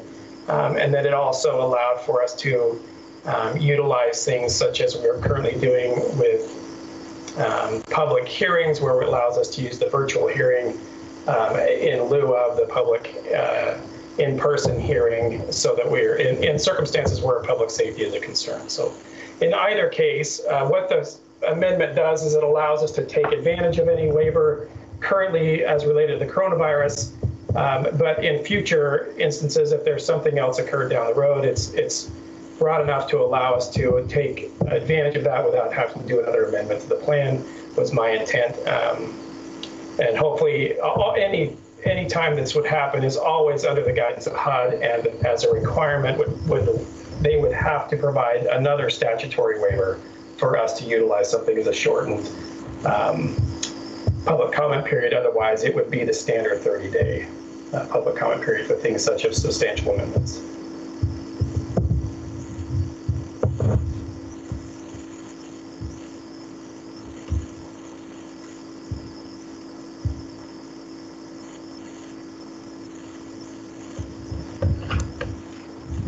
Mayor Kling, do you need a motion? Yeah, I'm sorry, I was muted and I forgot to unmute. I just wanted to conclude, Matt, was that the conclusion of your report, nothing else? Oh, yes, I'm sorry. Yes. So at this point, we would just recommend that you approve this citizen participation plan as amended. The only thing that I would note is I didn't catch it. I apologize. On the actual version of the amendment that was presented on the very first page, when I first started the amendment, I was thinking it would be a June 1st council meeting. We ended up adding it to the May 18th. And so I apologize. I did not change that. So I will change that one thing on the actual citizen participation plan to be an amendment number 1 with an amendment date of May 18th, 2020. Apologize for the oversight. Okay, thank you. Are there any questions for Matt? Or a motion? Mayor Kling, I'll make the motion to approve the citizen participation plan with the proposed amendment number 1 dated May 18th to utilize the temporary statutory waivers as provided in the CARES Act. Second. It's been moved and seconded. Is there any further discussion? Mayor? Yes. I would just like to say to Matt and his team that I really appreciate this. I think it elevates the transparency of where the CDBG funding is going, but it also brings voice to those who are living the experience. Rather than having decisions made for them, they get to be part of the process. So I really like this. Thank you to your team. Thank you. Thank you for your comments, Jean. Appreciate that. Okay, roll call. Rodriguez? Yes. Bruner? Yes. Mucci? Yes. Levi? Yes. Bauer? Yes. Haverfield? Yes. Thank you, Matt. Thank you for your work. It's appreciated. Thank you, Mayor Kling. Thank you, Council, for your time. So now we move to item 5.4 on the agenda. This is an action item. This is the first reading of a street naming ordinance for North Sealaw Lane, and this is requested to pass under suspension of rules. An ordinance of the City of Nampa, Canyon County, Idaho, naming a private lane North Sealaw Lane. Okay, are there any questions? We can have Daniel Badger. I think he would be prepared to speak to this if there are questions. Mayor Kling, I'll make the motion to pass the preceding ordinance as read under suspension of rules. Second. Thank you. It's been moved and seconded. Is there any further discussion? Hearing none, roll call. Rodriguez? Yes. Mucci? Yes. Levi? Yes. Bauer? Yes. Bruner? Yes. Haverfield? Yes. Item 5.5 on the agenda is an action item. This is the first reading of ordinance for annexation of property from an underlying irrigation district into the municipal irrigation district for the City of Nampa. And this is also requested to pass under suspension of rules. Mayor Kling, Yes. I'll make the motion under suspension of rules to pass this ordinance. Thank you. And we'll hear it read real quickly, and then we'll hold your motion. And I think Debbie's going to read it real quick, and then we'll let you move. But thank you. Okay. An ordinance of the City of Nampa, Canyon County, Idaho, annexing a portion of the underlying irrigation district into the municipal irrigation district of the City of Nampa, Canyon County, Idaho, and changing the boundaries thereof, and directing the city engineer to alter the use and area map accordingly. Man, that was fast. That was, and now your motion is there. Okay, no, I'll pass under suspension of rules of this ordinance. Victor, you want to include the summary of publication as well? Yes, sir. Yep. Yes, thank you, Randy. Yes. I'll second the motion. Okay, it's been moved and seconded to approve the first reading of ordinance for the annexation of property and under suspension of rules and with the summary of publication. So, and Randy, thank you. You've been right on it tonight where I've forgotten the next thing on the agenda. Thank you. So is there any further discussion? Hearing none, roll call. Bruner? Yes. Mucci? Yes. Levi? Yes. Bauer? Yes. Haverfield? Yes. Rodriguez? Yes. Okay, item 5.7 on the agenda is an action item, and this is to authorize the mayor to sign the Federal Aviation Administration grant application and grant agreement for the Airport Improvement Program, AIP 33, CARES Act program for COVID-19 relief. This has been reviewed and approved by legal. And if you would like, Jeff Barnes can speak to it. I'll make the motion to approve it as presented to us. I'll second. Okay. It's been moved and seconded. Is there any further discussion? Roll call. Bruner, Yes. Mucci, Yes. Levi, Yes. Bauer, Yes. Rodriguez, Yes. Haverfield. Yes. So item 5.8 on the agenda is an action item, and this is to authorize the adoption of the fiscal year 2020 Nampa Municipal Airport Master Plan update. And Jeff Barnes is available to provide us with an overview if needed. Your Mayor, fabulous work, Jeff and all the team. I will make the motion that we pass it as written. Second. It's been moved and seconded to authorize the adoption of the fiscal year 2020 Municipal Airport Master Plan. Is there any further discussion? Seeing none, roll call. Rodriguez, Yes. Mucci, Yes. Haverfield, Yes. Bauer, Yes. Levi, Yes. Bruner. Yes. And Jeff, we didn't let you talk, and I think there's some others on the phone. Thank you for the great work that was done on the airport master plan. It started out a little bit touchy, but it ended up well. So thank you very much for your work. Thank you. So item 5.9 is a discussion on the permit fee waivers to support the reopening of businesses. And I think Debbie Rosen is here to speak on it, but I'll tell you where this came from.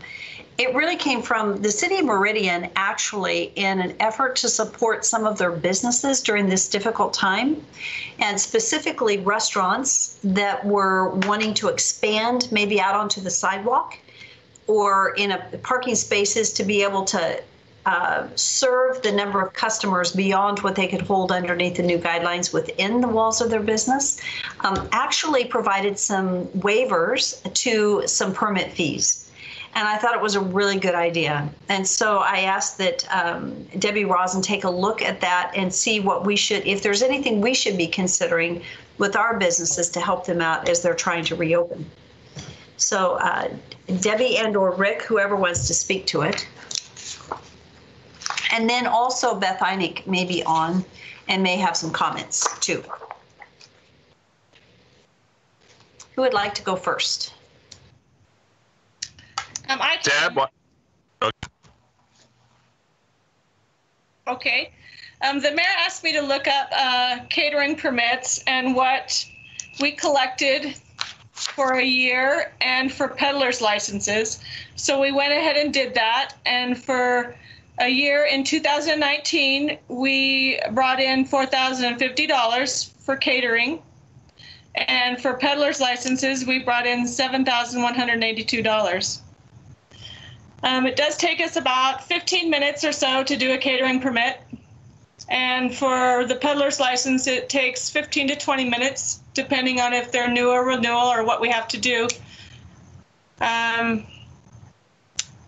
sure I can answer questions. Not sure what else you need that you would like to know. Well, I might mention, so a catering permit is $20 per day. Yes. And they can have them for a maximum of 3 days, and then they have to pause according to state guidelines before they can renew for 3 days. A peddler's license is $10 per month. And so actually the thought here was more of our restaurants, possibly downtown, that are, so this would not be necessarily waiving all catering permits, but really focused on how we can support businesses that are needing to expand their space. So I'd like to ask if Beth Einig is still on and if she wants to make any comments. I'm here, Mayor. The other permit that we have that would really support downtown businesses in particular is we do have since 2015 an outdoor dining permit that we allow for restaurants to take advantage of the parking stalls directly in front of their facilities to expand into the sidewalk dining. I know that Jay Snyder, our Main Street manager, has been talking to all of the restaurants in downtown, and we do have a few of them, particularly along First Street, that are interested in expanding their dining into the sidewalk space and creating the use of that parking stall to help facilitate the social distancing that will be required for restaurants in this time. So we do know that there are at least 2 restaurants that are looking at this outdoor dining permit. I believe it's $57 for a 6-month permit that was established about 5 years ago. So if the city would be interested in waiving that $57 fee for restaurants to take advantage of that, and that's per space. So if you have 3 parking stalls in front of your restaurant that you wanted to expand into, it would be $57 times 3. And then Beth, that would be in addition to, would they also be required to get a catering permit? They would not be required to get the catering permit if they were able to meet the state regulations around continuous service. So if they moved the pedestrian pathway from adjacent to the building into the parking stall area, obviously they would have to meet ADA requirements in terms of having a platform built up in the parking stall or a ramp that's created in that parking stall, but they could move the pedestrian pathway out away from the building and have the tables next to the building and not have to pull a catering permit for the alcohol sales with the food on the sidewalk. Okay, otherwise if they had to if they had to move into the parking stalls, they would have to get the catering permit. Right. If they can't, right. If they can't keep that continuous space from their door, they would have to get a catering permit and it'd be labeled as a special event type of situation. Okay. And then it's also my understanding with Meridian that possibly there was an additional sign permit for the outdoor signs to do this. But in talking to Rodney, it's my understanding that we do not have an additional sign permit that would be required. Is that correct? That's correct. That we do have a temporary sign permit, but like for sandwich boards, it's not, they can just set them out. So there's no fee associated. Okay. So I guess I just wanted to put it before the council and ask the council if they had any interest in helping our businesses, if they did want to move, specifically our restaurants, if they wanted to expand their footprint because of the requirements to have the 6-foot distancing, if they wanted to move outside, if there was any support or help we wanted to give our businesses to offset the cost of that. Questions, so Mayor, we're just waiving the 57 per parking place. Beth, is that my understanding? Is Darrell? It would be that, and then potentially the catering permit if that was a direction council wanted to go. Yeah, I would be personally be totally in favor of that, Mayor. Mayor, this is Jean. I also would. I think it's a great idea. Shows business friendly recovery. Thank you. Mayor Kling, and I would thank you. That's a great idea, and I support it 100%. Okay. And then we just touched on peddlers licenses. Those, needless to say, everyone has to have their permit. We're just waiving a fee, so they have to have the permit. The peddlers licenses are a little different. Those are our lawn care businesses, and a number of them have already come in and gotten them. Those are sometimes our pest control, those that are going out door to door, but there are other peddlers beyond that. But the peddler's license is required for our businesses and landscape businesses that go out, and as they're out mowing and stuff, they want to have the privilege of seeing if someone else would like their business or whatever. What do we think on that one? There is a revenue hit to the city when we do this, but it does help our businesses get up and get going again, even though it's a minimal amount. Thoughts? Mayor, just a question for clarification as well is on the time frame. Would you look to be the parking stall permits are 6 months? So I assume it would just be a one-time for kind of through the end of 2020. I don't know on the catering permits or any consideration on the peddlers if you'd want to just do it for that same type of time frame, or if you have something different in mind.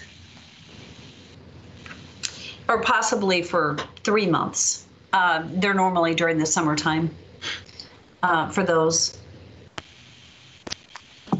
So thoughts, Jean? Mayor, I'm also in favor of this. I think it just is, it's sound business recovery. I think it makes sense. And I appreciate you guys bringing it forward. Mayor? Yes. Do you need a motion? Yes. Okay. I'd move that we would waive the permit fees as discussed for the catering, the peddling, and the, oh goodness, what was that called? The parking of the 57 per space for the peddlers for 3 months and the others for the duration of 6 months. I hope I got that correct. Second. It's been moved and seconded. For discussion purposes, I want to do something clarifying. Do we want to waive for all catering permits or just ones related to expansion into the dining area? Because we've talked about it related to expansion into the dining area, but I realized that if this waive, we would be waiving all catering permits. That's for weddings, for anything, for our caterers, for 6 months. Is that the intent? Mayor? Yes. I believe I would be okay with 6 months for catering in general, because there are people that have had to disrupt weddings unintentionally because of this, and it would just show, as Councilwoman Munchie said, it would show good faith on our part as the city that we're trying to support people getting established again, and also those events that did have to be canceled. Thank you. I just wanted to make sure that that clarity was there. Okay, and I don't remember who seconded the motion. Councilman Bauer. Bauer.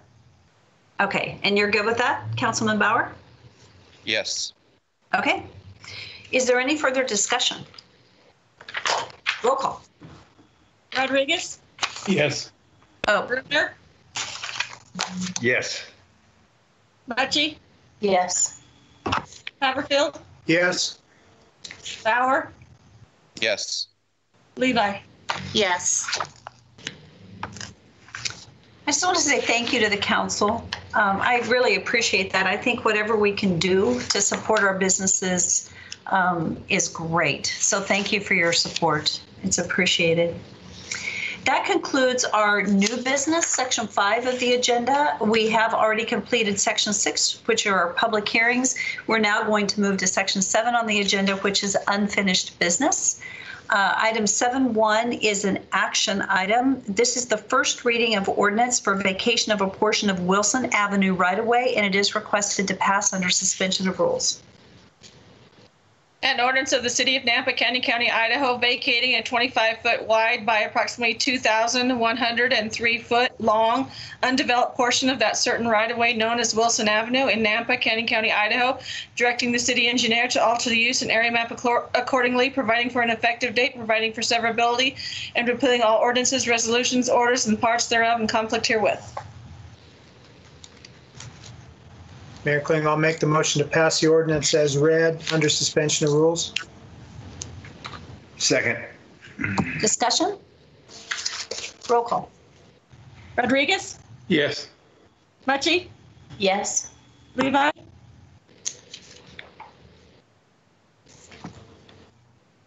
Levi? Yes. Bauer? Yes. Bruner? Yes. Haverfield? Yes. Thank you. Item 7.2 on the agenda is an action item, and this is the first reading of ordinance for annexation and zoning to suburban residential for 2.30 acres located at 11460 Lake Lowell Avenue for Jared and Melissa Lindsay for a two parcel split, and it is also requested to pass under suspension of rules.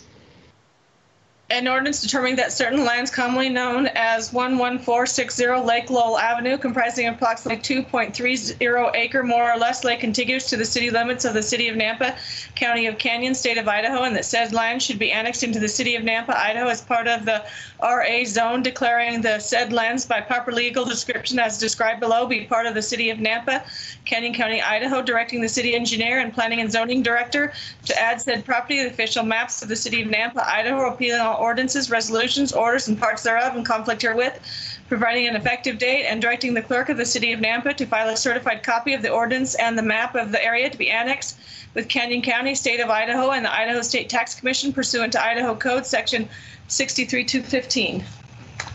Mayor, so move as read under suspension of rules. Second. It's been moved and seconded. Is there any discussion? Hearing none, roll call. Rodriguez? Yes. Mucci? Yes. Levi?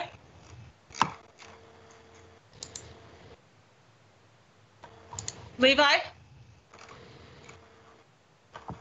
Sorry about that. Yes. Bauer? Yes. Haverfield? Yes. Brunner? Yes. Thank you. Item 7.3 is also an action item. This is the first reading of ordinance for annexation and zoning to light industrial for a small-scale home occupation auto transmission repair shop and the freestanding pole building behind and west of the dwelling at 16545 Madison Road. This is for Glenn and Judith Watts, and it is also requested to pass under suspension of rules. An ordinance determining that certain lands commonly known as 16545 Madison Road, comprising approximately 0.96 acres more or less, lay contiguous to the city limits of the city of Nampa, county of Canyon, state of Idaho, and the said land should be annexed into the city of Nampa, Idaho as part of the IL zone, declaring said lands by proper legal description as described below be part of the city of Nampa, Canyon County, Idaho, directing the city engineer and planning and zoning director to add said property to the official maps of the city of Nampa, Idaho, repealing all ordinances, resolutions, orders, and parts thereof in conflict herewith, providing an effective date, and directing the clerk of the city of Nampa to file a certified copy of the ordinance and the map of the area to be annexed with Canyon County, state of Idaho, and the Idaho State Tax Commission pursuant to Idaho Code Section 63215. Who would like to make the motion? Okay, Randy, you're on. I'll make the motion. Pass the ordinance as read under suspension of rules. Second. I'll second. I think Give it to Victor. Give it to Victor. Thank you, Darrell. You can have the motion if you want it. You're doing a good job, Randy. Keep it up, sir. Okay. Is there any discussion? Roll call. Brunner? Yes. Mucci? Yes. Levi? Yes. Bauer? Yes. Rodriguez? Yes. Haverfield? Yes. So we have two remaining items on our unfinished business agenda for this evening, and they are both were carried forward as unfinished business from our last city council meeting, and which were public hearings. And that said, as if whoever is on might notice that Victor Rodriguez will not get to speak during these, and that he was not here for the public hearings. And so, Victor, thank you for being here tonight, just in case I'm sure you'll want to listen. So I do, Mayor, but also I just want to say that I apologize for not being able to attend these hearings, but it's beyond my control. I encourage the community to continue to do good work with our council regarding these next two issues. So I will be standing by, Mayor, if you all don't mind. Thank you. So this first one, 7.4, is an action item, and this is the annexation and zoning to light industrial for 15 parcels that total 346.57 acres in the area located between Cherry Lane on the south, Ustick on the north, Midland Boulevard on the west, and Northside Boulevard on the east. This is on behalf of 7 property owners, and the Planning and Zoning Commission did recommend approval. And I believe Rodney is going to provide us with some information, a brief information, and then I'm not sure if Beth has any information also. So Rodney? All right, Mayor and Council, Rodney Ashby, Director for Planning and Zoning. I do have just a couple of slides. I have the other slides if you have any questions that we can go back to, but I'm not going to cover those at this time. So I just wanted to give you briefly a summary of what occurred on May 4th. There were 7 people that signed up for and 1 testified for the proposal. 12 people signed up against and 7 testified against. And then 1 person was signed up and they just commented, they were signed up as undecided, and they just commented that they were only in favor of light industrial. So a motion was stated and seconded and then altered several times with a second, and then ultimately all motions were rescinded with the direction to staff to draft a development agreement. And that development agreement was to include those following 3 bullet points: the berm along Midland Boulevard of 20 feet, the berm along the north side estates with a fence and landscaping that was 30 feet, and then some proposed limited permitted uses. So only the specific uses identified in the development agreement would be allowed to be used. And what we did is we put that 300 feet within 300 feet of the North Side Estates subdivision. Okay, so you can see on the screen there the location of the properties. We've had some significant discussion, so I'll move quickly here. I did want to point this out. Staff has received new correspondence from the public, but since the testimony portion of the public hearing is closed, no communication should be provided directly to City Council. Any communication received should be disclaimed and not relied upon for any decision made. And again, that's according to state law. All right, so recommended findings are here, and they basically state, I'll just summarize them quickly. They basically state that the zoning complies with the comprehensive plan, and actually I failed to adjust these. We are recommending, or Planning and Zoning did recommend, light industrial, and the light industrial designation for all of the properties requesting annexation do comply with the comprehensive plan. It's reasonably assumed to be available for orderly development of the city in that area, and the proposed zoning conforms with comp plan. The property owners have requested annexation and zoning, and again, that should have said they originally requested the IL and IH, but have indicated their willingness to accept the IL designation, or light industrial. Okay, so the development agreement. I've worked with our legal counsel regarding this development agreement, as well as Beth Einek in economic development, who has been in close contact with the property owners. This first one is for, let me see if I can minimize this. There we go. This first one just shows the 20 feet of berm, 3.3 feet high, along Midland Boulevard, and that would go right up to the public right-of-way. The second one would be a berm that acts as a buffer between Northside Estates subdivision and any industrial development. No parking or drive aisles or anything like that could be in that 30-foot berm. I've also placed on this diagram just a 6 to 8 foot fence that would be required as part of this berm, and I just indicated that it could be placed anywhere within that 30-foot, the 30-foot deep landscape berm. Okay, number 3. This is the list of land uses that we came up with. We did have a much shorter version, but just discussion with others and recognizing the requests from the public that were heard at the testimonies that were heard at the public hearing, we included others that they felt would be acceptable. Economic Development said some of these aren't very likely, but it wouldn't be a concern for them. So we have included all of this list of land uses, and the development agreement is in your packet for full consideration. And then finally, this should say 4. I'm not sure why it went to 1. But finally, I did want to just point out, and I included this in the development agreement just kind of as an assurance to property owners, residences near this proposed annexation and zoning to light industrial, that we do have a couple of conditions in our code that require some mitigation near residential.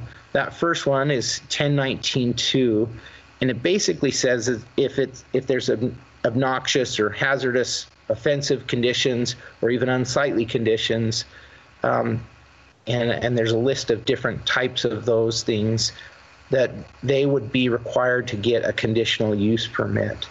So if any of these industrial properties go to develop and they have any of these conditions, we could require a conditional use permit. And then 1019-7C is for exterior storage. And I just wanted to point out, in the development agreement, we've included this just as a reference, because currently exterior storage is prohibited in the front area of property in front of the building, but it's also anywhere else that there's storage, they need to be screened by fencing or landscaping. So that seemed to address some of the concerns we heard at the testimony, or at the public hearing, and those who testified. So with that, I placed a potential motion on the screen and would stand for questions. Council, do you have any questions for Rodney? Rodney. Okay, we have 2. We have Randy Haverfield and Sandy Levi both asking. So I think Randy came in first, and then Sandy, you'll be right behind him. Just for clarification purposes, the motion that I initially made, this 20-foot setback off the road frontage, was not to have any parking in it as well. When you gave your description, you only talked about the 30-foot buffer from Northside Estates subdivision. Just want to be clear that the motion was that the 20-foot setback with the berm also was not to have parking or drive lanes in that either. Mm-hmm. Okay, I see, Rodney, you're shaking your head yes. Is that correct? That's correct. And I can clarify that. We haven't gotten signatures from property owners on the development agreement, so I can make a small change there to just clarify that in the development agreement. Okay, I wish you would. Thank you. Okay. Thank you, Randy. Thank you, Rodney. Councilwoman Levi, was that you that wanted to speak? Yes, Mayor. Rodney, would you mind going back? It's easier than us flipping back and forth on our screens, going back to the approved uses that it's narrowed down to. Yeah. Okay. And I'm just going to glance at it really quickly, but then I do have a couple of clarifications I want to ask. Just one moment, please. Okay. Number 10 on a laboratory, and number 16. So I have 2 questions. Can you clarify what is a laboratory? Are they going to be making, would that allow somebody to make strange Einstein experiments that would, kind of endanger the area around them? No, I would say there are quite a few EPA-related laws in place to not endanger the properties around them. We've come a long way since, back when that was an issue. You would probably look at a laboratory in this situation and assume it's some kind of manufacturing facility. I wouldn't expect anything significant to smells or sounds or anything like that. But again, if there were any of those conditions that are a potential, it would require a conditional use permit, and we could review that and put conditions on there to make sure that that's addressed. Thank you. So I have three others I just want clarification on, because I remember from the testimony that we had, smell and possible hazards was a concern of the surrounding neighbors, justly so. So on number 16, where it talks about chemicals and chemical products and petroleum, kind of what falls within that as far as the hazards, again, to the neighbors, leaching into the ground. And I understand EPA guidelines and standards. Yeah, maybe it might be better for us to hear from Beth on this. Beth, I'm hoping you can give a little more direction here, but about what we are targeting. I would just repeat again that same statement, that if there are those concerns about chemicals or impacts to the neighborhood, we would require a conditional use permit. We could require that they document their impact to neighbors, and then we could use mitigation in our conditional use permit to ensure that that's not an issue. I appreciate that clarification. And just for public record, I just want to bring out my questions are on number 24 and 26 for the very same reason. And I do appreciate the fact that the conditional use permit would come before council. But like I say, just for matter of public record, I want to make sure that it's there. So thank you for your clarification. Yeah, sure.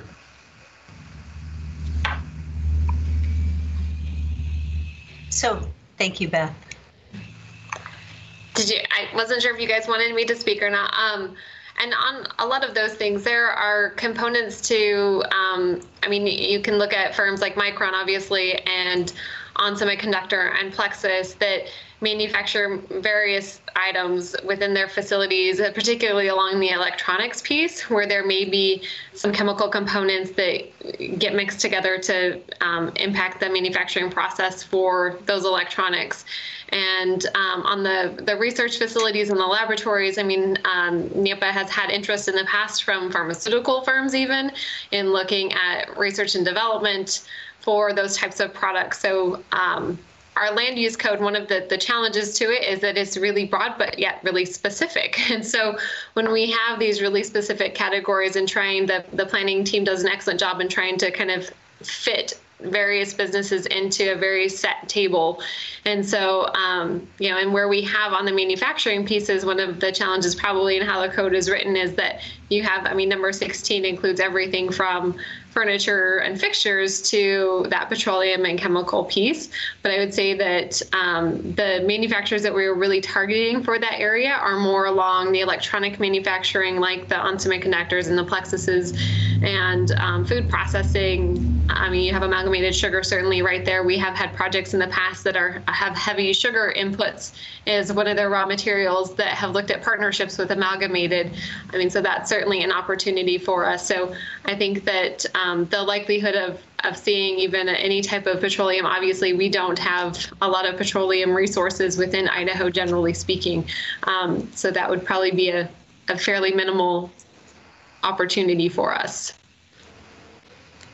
Beth, I appreciate your, excuse me, Mayor. Beth, I appreciate your explanation on there. Again, I was just taking into account the concerns that the people that spoke last time had, and I just wanted to make sure more than anything that it was being clarified for their benefit. So thank you. Thank you. Are there any other questions? Mayor? Yes. I don't know if this should be under, mayor and council comments, but,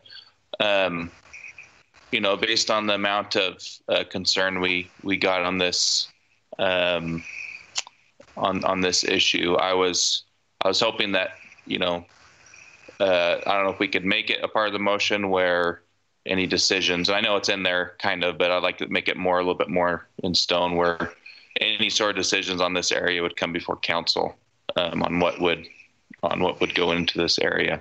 Obviously, we want jobs. We want good jobs coming to this area, but also want to protect these people that live in this area. Thank you, Councilman Bauer. Rodney, would you like to speak to that? I'd actually prefer Beth speak to that. She had a really good response for this question. And Beth, are you? Yeah.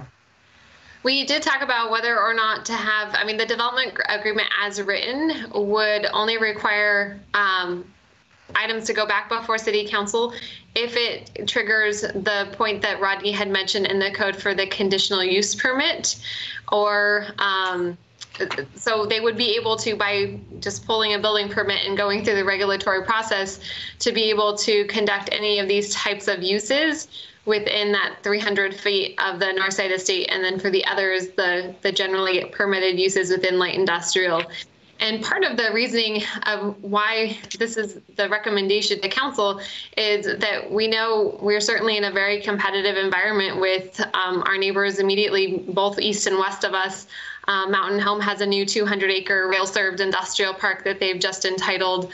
City of Caldwell is continuously expanding their Sky Ranch Industrial Park. And so from a competitive perspective, part of why the Economic Development Department even brought this collaboration with all of the property owners to City Council was to quicken the amount of time and minimize the level of risk to businesses looking at locating in our city, and having all of the properties ready to go and entitled for industrial use, so that as companies are evaluating whether they want to be in Nampa or Caldwell or Reno for that matter, that level of risk and the time that it takes to get a decision has been minimized, and so that they can move quickly. Time is certainly of the essence for every project we work on. They all want to be operational as soon as possible, and frequently whether or not the property is entitled is a check mark on the box. And if we can't check that, we won't even be able to compete at the next round. So we get eliminated pretty quickly in the process. So our recommendation to council is, if there's a use that you're really concerned about that's on that chart, we'd rather see you eliminate that use as opposed to requiring everything to come back before city council before approval. And then kind of go from there. But that's our recommendation from just the staff. And I'll note that in our conversations, I have reached out to the property owners. I've spoken with all of their broker representatives and have emailed out the development agreement. I've not received any negative feedback, but I've let them know on the process that we would send them the actual final agreement after council considers it, if council approves the agreement for their signature and approval. Thank you, Beth. I still, just my personal opinion, I still think with the amount of homes and people that live there that I would still like it to be council approved, and try to make that process as fast as possible. Any business is trying to go in there, but that's just my opinion. Thank you. Mayor? Yes. Thank you.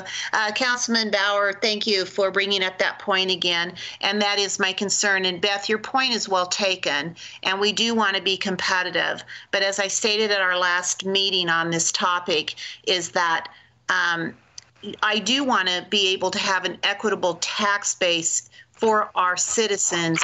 At the same time, I want to be very sensitive to how we're using land with our adjoining neighbors and in our area impact, because they are existing landowners, and how that's going to affect their quality of life overall. So I stated my concerns 10, 16, 24, and 26. I don't have a problem with a lab as long as it's a lab of the type of the quality of, one of, like, I'm trying to think, one of those, oh my goodness, they make chips and things. They're an extremely clean lab, and they don't have the byproducts that might be dangerous. The chemicals, again, what kind of chemicals, we need to define those things, and a research facility or the manufacturing, the petroleum, even though we don't have petroleum per se in our area, it's still listed as a potential. And that would be a concern for me to have that next to my house. And I'm sure it's a concern for those citizens. So, I've stated my opinion and my concern on 10, 16, 24, and 26. So I'm kind of in the same boat with Councilman Bauer. Is I either would like it to be more specific, which would be more of a time hindrance, because we would have to change those definitions, I guess, unless we insert it specifically stated in the development agreement. But I don't know. You can sort that out and tell me what we need to do. But again, I am concerned about the existing property owners. Mayor? Yes. Beth? Is number 26 research, is that just typical R&D for the type of businesses that are coming in? Or do you anticipate an actual research lab coming in, or is it just primarily R&D? I would think it would be R&D, but I'm not exactly sure how planning defines that when it comes into their office. Oh, maybe I should ask Rodney, sorry. No, that's fine. I was curious to hear how she defined it. It is a challenge as these projects come in. We evaluate it, we look at it and see if it fits in that category.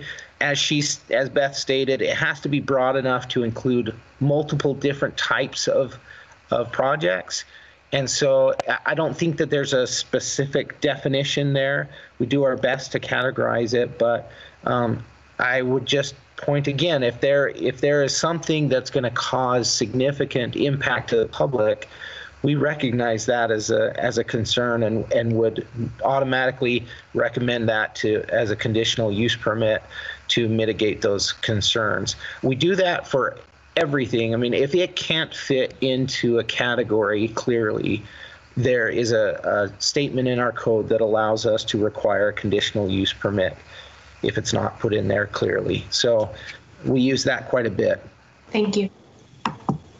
So Rodney, what I think I hear you saying is that taking into consideration Councilman Bowers and Levi's concerns, that even though those are allowed uses, if there's anything that could you require them then to come in for a CUP? Absolutely. The challenge there is, do we know what their impact is going to be? If somebody comes in and they say, hey, we're a manufacturing company, do we fit? Yeah, we have to evaluate that and say, well, if you're in an industrial area, manufacturing is a permitted use. And then we have to look at the details. But if they don't come in and talk to us first, and they just submit their building permit, then it's at that point where we have to look a little closer and say, what is this impact? Are there smokestacks? Are there ponds for chemicals or anything like that, to try to get a sense of what the impact would be for the neighborhood? But absolutely, we could require a conditional use permit and then put mitigating measures in place. So would we have to call out those specific items, or how does that work? So Mayor, I heard a couple of comments about concerns about petroleum. If that is a wish of council to just remove that so that there isn't a concern, we can certainly do that. Beth, I'm looking to you. You mentioned that that's not a big industry for us, and so I would assume that would be fine to remove those specific uses even within manufacturing. So if you want to say specifically, we don't want a certain type of research facility or chemical plant of some kind, then you can call that out in the development agreement and not permit that. And then those who wish to develop on those lands, they know exactly what they are allowed to do with that development agreement in place.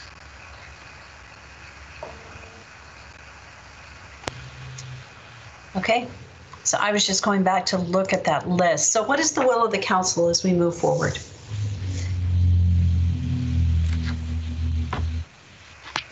Mayor? Yes. My concern is, offhand, is that we look at 10, 16, 24, and 26, and we look at specifics, and we look at anything that could be possibly interpreted as something that could be damaging or possibly or potentially dangerous to the surrounding communities. And is your suggestion that we remove them or add a conditional use permit if they fall within those? Oh boy, maybe that's a great idea. Maybe adding the conditional use permit if they fall within those, or define or making it simple in some of those that are just a one, like number 10 is a lab and number 26 is a research facility, is to define those. I don't know which one would be less laborious. Rodney, would you like to speak to that? Mayor and council member Levi, excuse me. Again, I would just say that we have that condition already in the code to require a conditional use permit if it looks like it's going to impact the neighborhood in some negative ways, as specifically defined in the development agreement. So I guess I would state that we do have that protection in place. And as these properties develop, we will require a conditional use permit for anything that is obvious to us that it's going to negatively impact those neighbors. Mayor? Yes. Rodney, so just a point then, there would not be a possibility of this slipping under the radar and it coming back to be egg in my face later. Yeah, I've been concerned about that too. I'm trying to think the process that we go through is if they are a permitted use and they come in, they submit their building permits, their development permits, and then we start looking at the use. We are implementing a kind of a pre-permit form that they need to, that planning and zoning has to sign off on before they get a building permit issued, or they even get considered for a building permit. And in that form that we just recently completed, it just basically says, do they have all the entitlements? So every project we should be able to review and say, is there anything on this project that would require more entitlements? And that would trigger, we'd look it up in our mapping system in GIS, and it would trigger that there's a development agreement. We'd go and review that development agreement and see that they need to have a conditional use permit if there are those conditions that negatively impact the properties around them. I can't see that something is going to slip through the cracks, but I can't promise that completely. Maybe a mistake by staff at some point in the future, but I believe we have the processes in place to prevent that from happening. Mayor, this is Darrell. And this may not even be able to happen. I'm thinking out of the box a little bit. Is there any reason, if there is something on the edge or a concern where we cannot have a representative from the council, that it would be a sounding board where Rodney, you or Beth would, like, say it's Councilwoman Levi, that they would be brought in and contacted and use their recommendation, whether we need to go have further council presence. I do not want to delay economic development, and I have total trust in you folks. But if we feel like we need rather than going through the full council, if we have a representative that possibly could represent the full council, I would be in favor of that. So anyway, I don't know if that's possible or legal or not. So. You know, my thought on that, as long as we don't state any names, because this development agreement could be in place for 5 years, it could be 10 years. Right. And so it would just be a council rep. So, yeah. Yeah, I don't know if that's, I don't know. I'm mixed on it because I feel like operationally staff has a responsibility. It's an operational function. Right. And then it should come back before.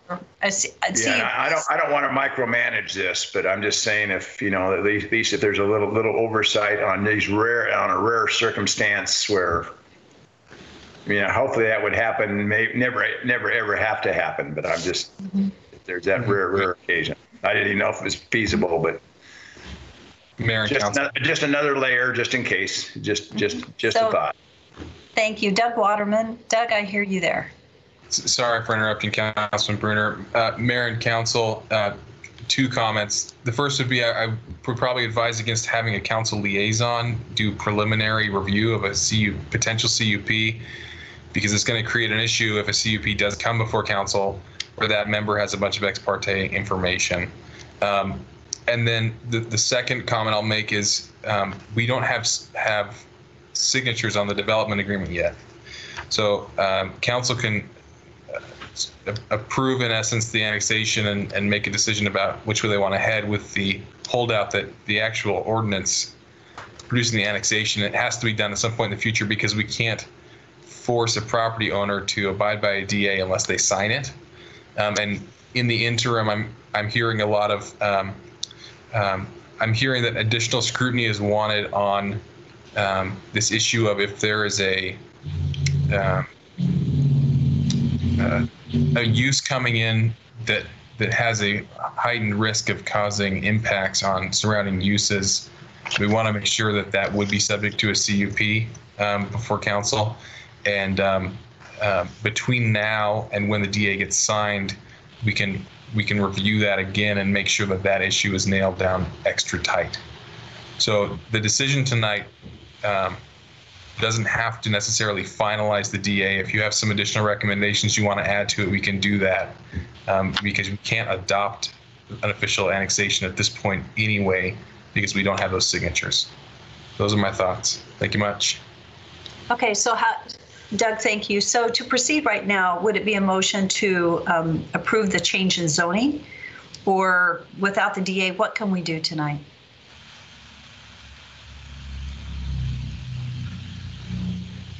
So Mayor and Council, I would recommend preliminary approval, but contingent on the DA being updated and all of the signatures being added to it. The official ordinance, the actual official act would be at some point in the future, but as a for the purposes of wrapping up the public hearing and making a nearly final decision, it would just be a preliminary action. Again, we can't make that final action until we've got everything in place, but for the purposes of bookending the discussion, that would be my recommendation.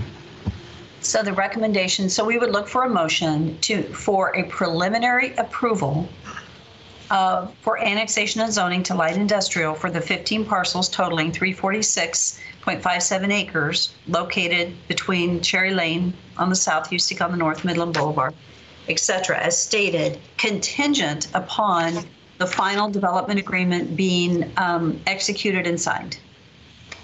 Would that be correct? Mayor, I'm going to make that motion as you just stated. So if there's further discussion after a second, that's fine. But I'm making the motion that we accept what you just stated. Okay. I will second that. So it's been moved and seconded. Rodney, thank you. I just wanted to make sure there are also conditions from engineering in the staff report. And so I would hope that those would be included as well, not just the development agreement. I will, and if that's okay with legal, then I'll amend my motion to make sure that we're also incorporating the engineering requirements. I will second that. Okay. It's been moved and seconded. Is there any further discussion on this item? Mayor, could you read the motion once again, please? Let's see if we can state it again, but this is a motion to provide preliminary approval for annexation and zoning to light industrial for 15 parcels totaling 346.57 acres in the area located between Cherry Lane on the south, Houstic on the north, Midland Boulevard on the west, and Northside Boulevard on the east, contingent upon a development agreement being executed and signed, and with conditions of approval as stated. Thank you. Is that are we good there? Yes, thank you. Okay, it's been moved and seconded. Is there any further discussion? Roll call. Levi? No. Haverfield? Yes. Bauer? Yes. Machi? Yes. Brunner? Yes. Okay, so now we're going to move to item 7.5 on the agenda. This is an action item This is a continuation from our last public hearing for the conditional use permit for a boat and RV storage facility in a community business zoning district at 2219 Caldwell Boulevard. This is for Jeff Millick and Butch Henry. Rodney, I'll let you begin. Thank you, Mayor. Let me get the same situation here. We were just really late when we started this, and the last time we met, it was about 12, after 12, I think, that we finished the testimony portion of the public hearing and then closed the public hearing. So I will just do a really brief summary of what occurred. So this is the proposal. It is for RV and boat storage. And I have the drawings here. We've gone over them, so I'm just going to go through them really quickly. There's the drawings there for what's being proposed. And then quickly, the May 4th public hearing, we had 2 people signed up for the proposal and both testified, and then 9 people signed up against and 5 people testified. And then the City Council closed the public testimony portion of the public hearing on May 4th, but continued the decision to today's meeting. So instead of trying to interpret everything in our code for conditional use permits, I have listed the specifics for how we are to determine whether to deny or approve a conditional use permit. So I'm just gonna, unfortunately, I'm just gonna read through these as quickly as I can, because I think they're really critical for our decision today. The location, size, and design and operating characteristics of the proposed development will be compatible with and will not adversely affect the livability or appropriate development of abutting properties in the surrounding neighborhood, with consideration to be given to harmony in scale, bulk, coverage, and density, to the availability of public facilities and utilities, to the harmful effect, if any, upon desirable neighborhood character, to the generation of traffic and the capacity of surrounding streets, and to any other relevant impact of the development. 2 is the location, design, and site planning of the proposed development will provide a convenient and functional living, working, shopping, or civic environment, and will be as attractive as the nature of the use and its location and setting warrants. And number 3, the proposed development will enhance the successful operation of the surrounding area in its basic community functions, or will provide an essential service to the community or region. So again, the determination as to whether to approve the conditional use permit, you should be able to look at these conditions and say, yes, the application before us meets these conditions. So in summary, the required findings for this conditional use permit, I just summarized them down to something manageable, and that's what I placed in your packet and on the screen before you. I'm not going to go over that again, but basically it reiterates what was said in the code that I just read. Okay, so then I listed a possible motion for you and would stand for questions.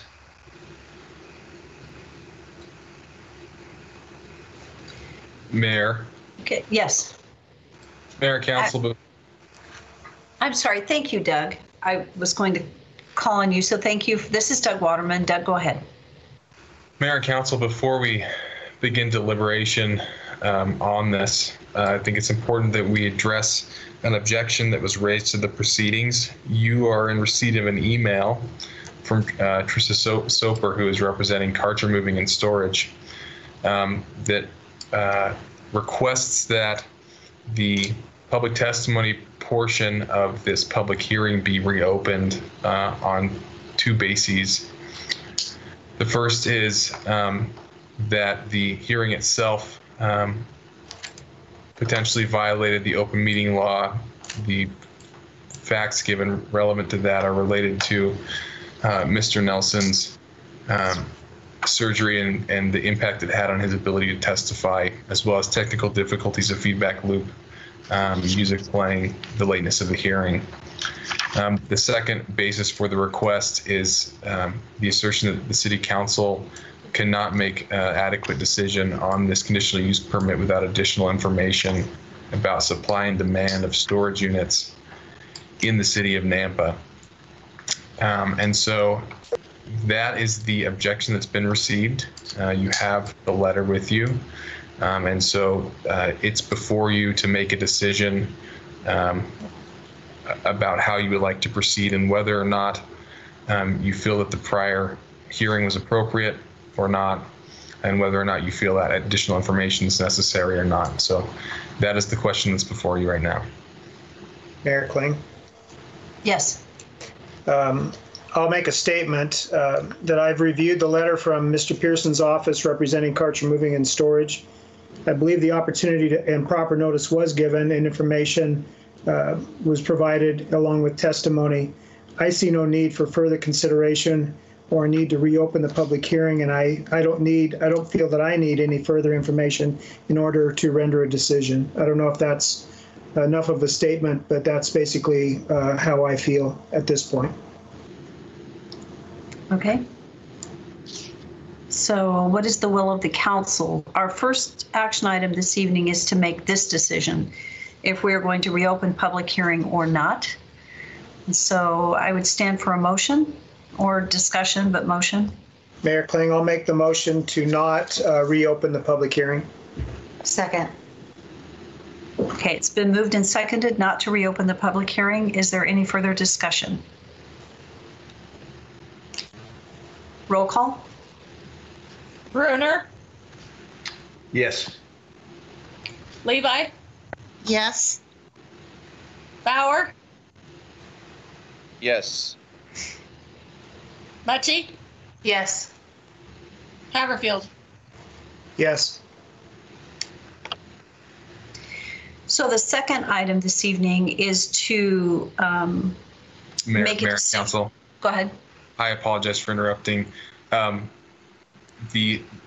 So one note, these are both, this is an objection under the one action item. It's a objection to the hearing procedure. So it wasn't its own action item. It was a ruling on the proceedings, just for that point of clarification. And also at this point, the council has received a letter, at least one letter, which contains information about this item, albeit it was an objection and the information was procedural. But I think it would be a good and appropriate time in the event, because we've had this time between the prior public testimony portion of the hearing and this deliberation period, that it would be good for council, if anyone has received any additional information or communication, that they state so on the record and clarify as to whether or not they will include that information in the deliberation or whether they will preclude it. Mayor? Yes. I received an email from a Mr. Curtis Lane from Black Bear and Brown Bear Storage. It will not have any bearing on my decision tonight. Mayor, I received the same email, and it won't bear any. It will not affect my decision as well. But I believe I got the same email as Councilwoman Mucci. Mayor Kling, I'll make a similar notice as well, but I didn't open the email, so I didn't read it. Mayor? Yes. Mayor and legal, I will make a same declaration as Councilman Haverfield. I saw in the topic line what it was, and I did not open them either. Darrell here, same declaration as just stated. Okay. And Mayor and Council, I apologize, one final point. There was, during the last meeting, there was some discussion of additional information being requested from staff, potentially linked to this. That information requested was not specifically about the CUP, and neither staff nor the mayor's office have provided City Council with any additional information on this conditional use permit. Okay. Is there any other information, Doug, that you want to share on this item? Mayor and Council, Rodney did a good job of articulating what the general permit criteria are when considering a conditional use permit. The general four-part analysis is that the use to approve a use must be conditionally permitted. That the permit then be judged on the specific provisions in our code, which Rodney has provided you with. And the approval be subject to the ability of the political subdivision to provide necessary services as well, and that the proposed use not be in conflict with the comprehensive plan. So those are the relevant criteria. I'm happy as we go along to answer more specifically about any particular potential permit criteria. But just to reiterate again what Rodney said, the relevant permit criteria are related to the location, size, and design and operating characteristics of the proposed development, whether they will be compatible with and not adversely affect the livability of the appropriate development of abutting properties in the surrounding neighborhood, with consideration given to harmony and scale, bulk coverage, and density, to the availability of public facilities and utilities, to the harmful effect, if any, upon desirable neighborhood character, to the generation of traffic and capacity of surrounding streets, and to any other relevant impact of the development. Another criteria is the location, design, and site planning of the proposed development and whether it will provide a convenient and functional living, working, shopping, or civic environment, and will be as attractive as the nature of the use and its location and setting warrants. And lastly, the proposed development will enhance the successful operation of the surrounding area and its basic community functions, or it will provide an essential service to the community or region.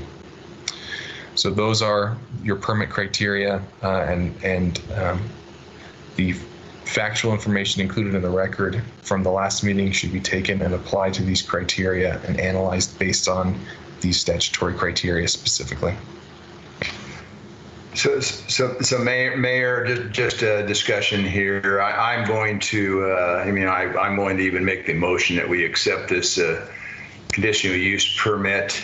I have all the sense and feelings for businesses that are already in place.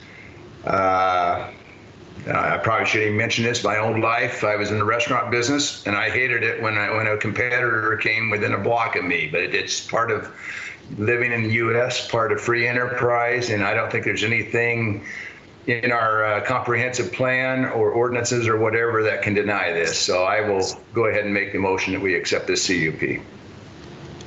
Darrell, is your motion with the recommended conditions of approval? Yes, I'm sorry.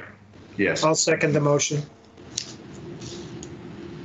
It's been moved and seconded. I think it would be helpful if the conditions of approval were actually stated.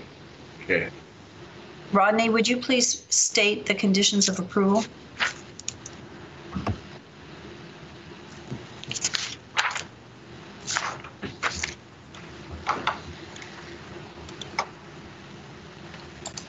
Sorry, Mayor, I'm trying to find the conditions on here.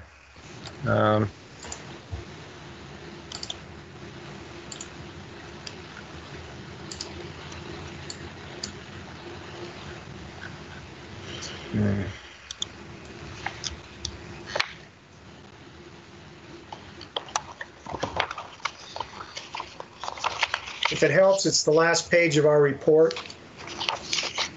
Oh, thank you. It's listed under potential motion. Yes. Oh, of course. Thank you. Let me just put it up on the screen here so you can all see it. So no storage unit, building, or structure be placed within 150 feet of the public right-of-way. 2, the applicant designed the product to have changes in wall plane, color, and material wherever 100 feet in length of a building will be visible from the right-of-way. 3, the storage units be used for boat and RV storage and related items only. Number 4, the project receive approval from the Building and Site Design Standards Committee. or design review for compliance with city code, these conditions, and the attached site plan and renderings in your staff report. And number 5, any other conditions council determines are appropriate to mitigate adverse impacts to neighboring development. And since nothing has been stated to that, I guess number 5 would be excluded. Okay, thank you, Rodney. So it's been moved and seconded that the conditional use permit be approved with conditions of approval as stated. Is there discussion? Mayor? Yes. I'm hoping that Mr. Waterman could help gain some perspective on this for me. I have a multitude of questions because I'm looking at this according to the criteria that we're to follow. So does this null and void the purpose of our original moratorium? Mayor, Councilman Levi, the purpose of the original moratorium was to hold off on development until an ordinance can be put in place to modify storage unit development. Staff proposed that and went through P&Z and through council, and a version of what was proposed was adopted. And at this point, that is what controls conditional use permit applications for storage units in the city of Nampa. Okay, so my second question would be these the abutting property owners had stated in their testimony that they had done their due diligence with the city to find out the zoning of the surrounding property and proposed uses or allowed uses before they decided to purchase their property. So I'm kind of, I don't know, I'm trying to figure out in my mind, so what is the purpose then of potential property owners doing their due diligence and things change in mid-course? How are they protected in the future? Mayor, Councilman Levi, I'm not sure I understand the question. Is the question, how can a property owner who purchases a parcel with an understanding of what's allowed in the zone be protected from potential expansions of the types of uses allowed in zones in that zone? For the most part, to clarify it a little bit more, is their testimony stated when they were purchasing their property, this is the abutting property to our applicant, that they did their due diligence with the city, and at that time it was under a contract or development of, I want to say it was apartments, if I remember correctly. And so they purchased their property with the understanding that's what was going up there. And so then they purchased their property, but then the applicant changes the use of their property. So in the future, how do we protect those property owners, existing property owners that have done their due diligence? Because to tell them to do their due diligence and then to turn around and allow this to happen, what do we do with that? I hope you understand my frustration and confusion over this, and I probably confused you through all that. No, I think I understand. So, of course, someone who applies for a particular development permit isn't necessarily obligated to go through with that unless there's some sort of DA in place. And I want to be careful that we stay close to the appropriate conversation for this specific conditional use permit. But I'm not sure if this particular zone at some point had storage units as not an allowed use, or if they have always been conditional or for some long period of time. But if a use is conditional, then there's an opportunity for it to develop beside you in that same zone. So the protection would be to purchase property in a zone where something is outright prohibited if you don't want to be beside that type of development. So I'll let Rodney say something, but I want to make one more statement. So is there a possible recourse in the future for business owners to come forward and be concerned about the allowable uses that are coming up next to them, or the hands tied? Mayor and Councilwoman Levi, was that question for me or Rodney? I apologize. I'm sorry, that was for you, and then I'll have Rodney speak to my prior question. So the answer is yes.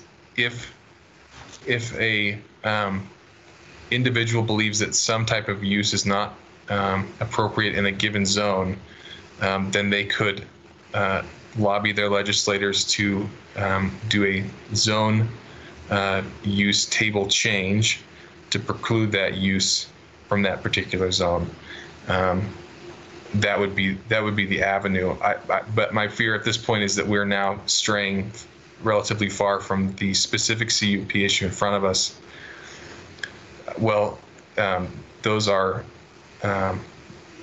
questions that we can get answered. I don't think it's that we should continue this line during this particular application to make sure that the deliberation stays within the scope of the specific CUP. Well, the way it relates is this, is we have this criteria that we have to use. And if we can only use that criteria, how do we stand up for a business owner? So for this, sorry, Mayor, Councilman Levi, for this particular CUP, the criteria that are in place are applicable and can be used to place conditions on a use or even preclude a use if it's determined that there are not sufficient conditions to mitigate against the concerns that are listed in the city code. And so that is the purpose of a CUP, is to avoid undue harm on adjoining property owners by applying the conditions in the code and by requiring specific conditions for use that will mitigate against some specific harm. There's a fear that it will happen to adjoining property owners. But that is the scope of the review. The CUP is a process where you're looking at harm on immediately adjacent property owners with land use considerations in mind, and you apply the provisions of your city code specific to that type of conditional use permit. Well, thank you for answering my questions. I do appreciate it. Mayor. Councilwoman Munchie, hang on just 1 second. We're going to let Rodney respond to Councilwoman Levi's question, and then we'll go to you next. Yeah, thank you, Mayor. Mayor and Councilwoman Levi. In the original staff report and presentation to council, we talked about that use that was on that property that the applicant came, that the applicant owns, and that original use was a conditional use permit for apartments. The storage unit at that time were permitted uses in the zone. So they would have been permitted when they purchased the property. And then we went through the process of changing our code after the moratorium, and it required a conditional use permit. And that's why we are requiring a conditional use permit right now. Thank you. Councilwoman Munchie.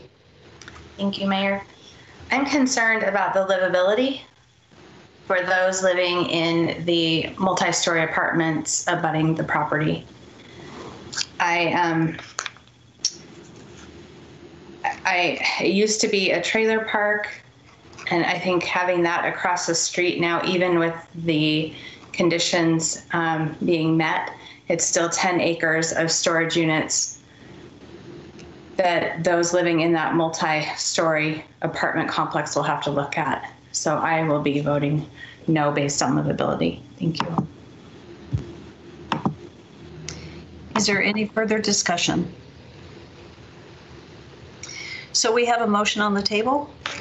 If there's no further discussion, roll call.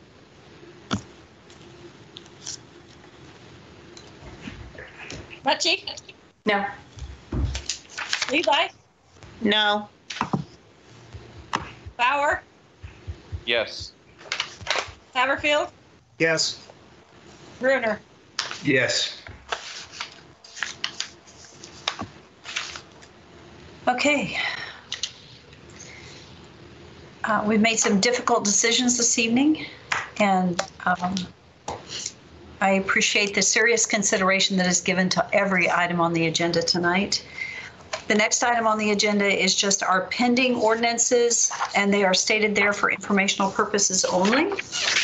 And at this time, that concludes our meeting for this evening. I would stand for a motion to adjourn. So moved. Second. All in favor? Aye. Aye. Thank Hey, you all. Victor, go get some sleep.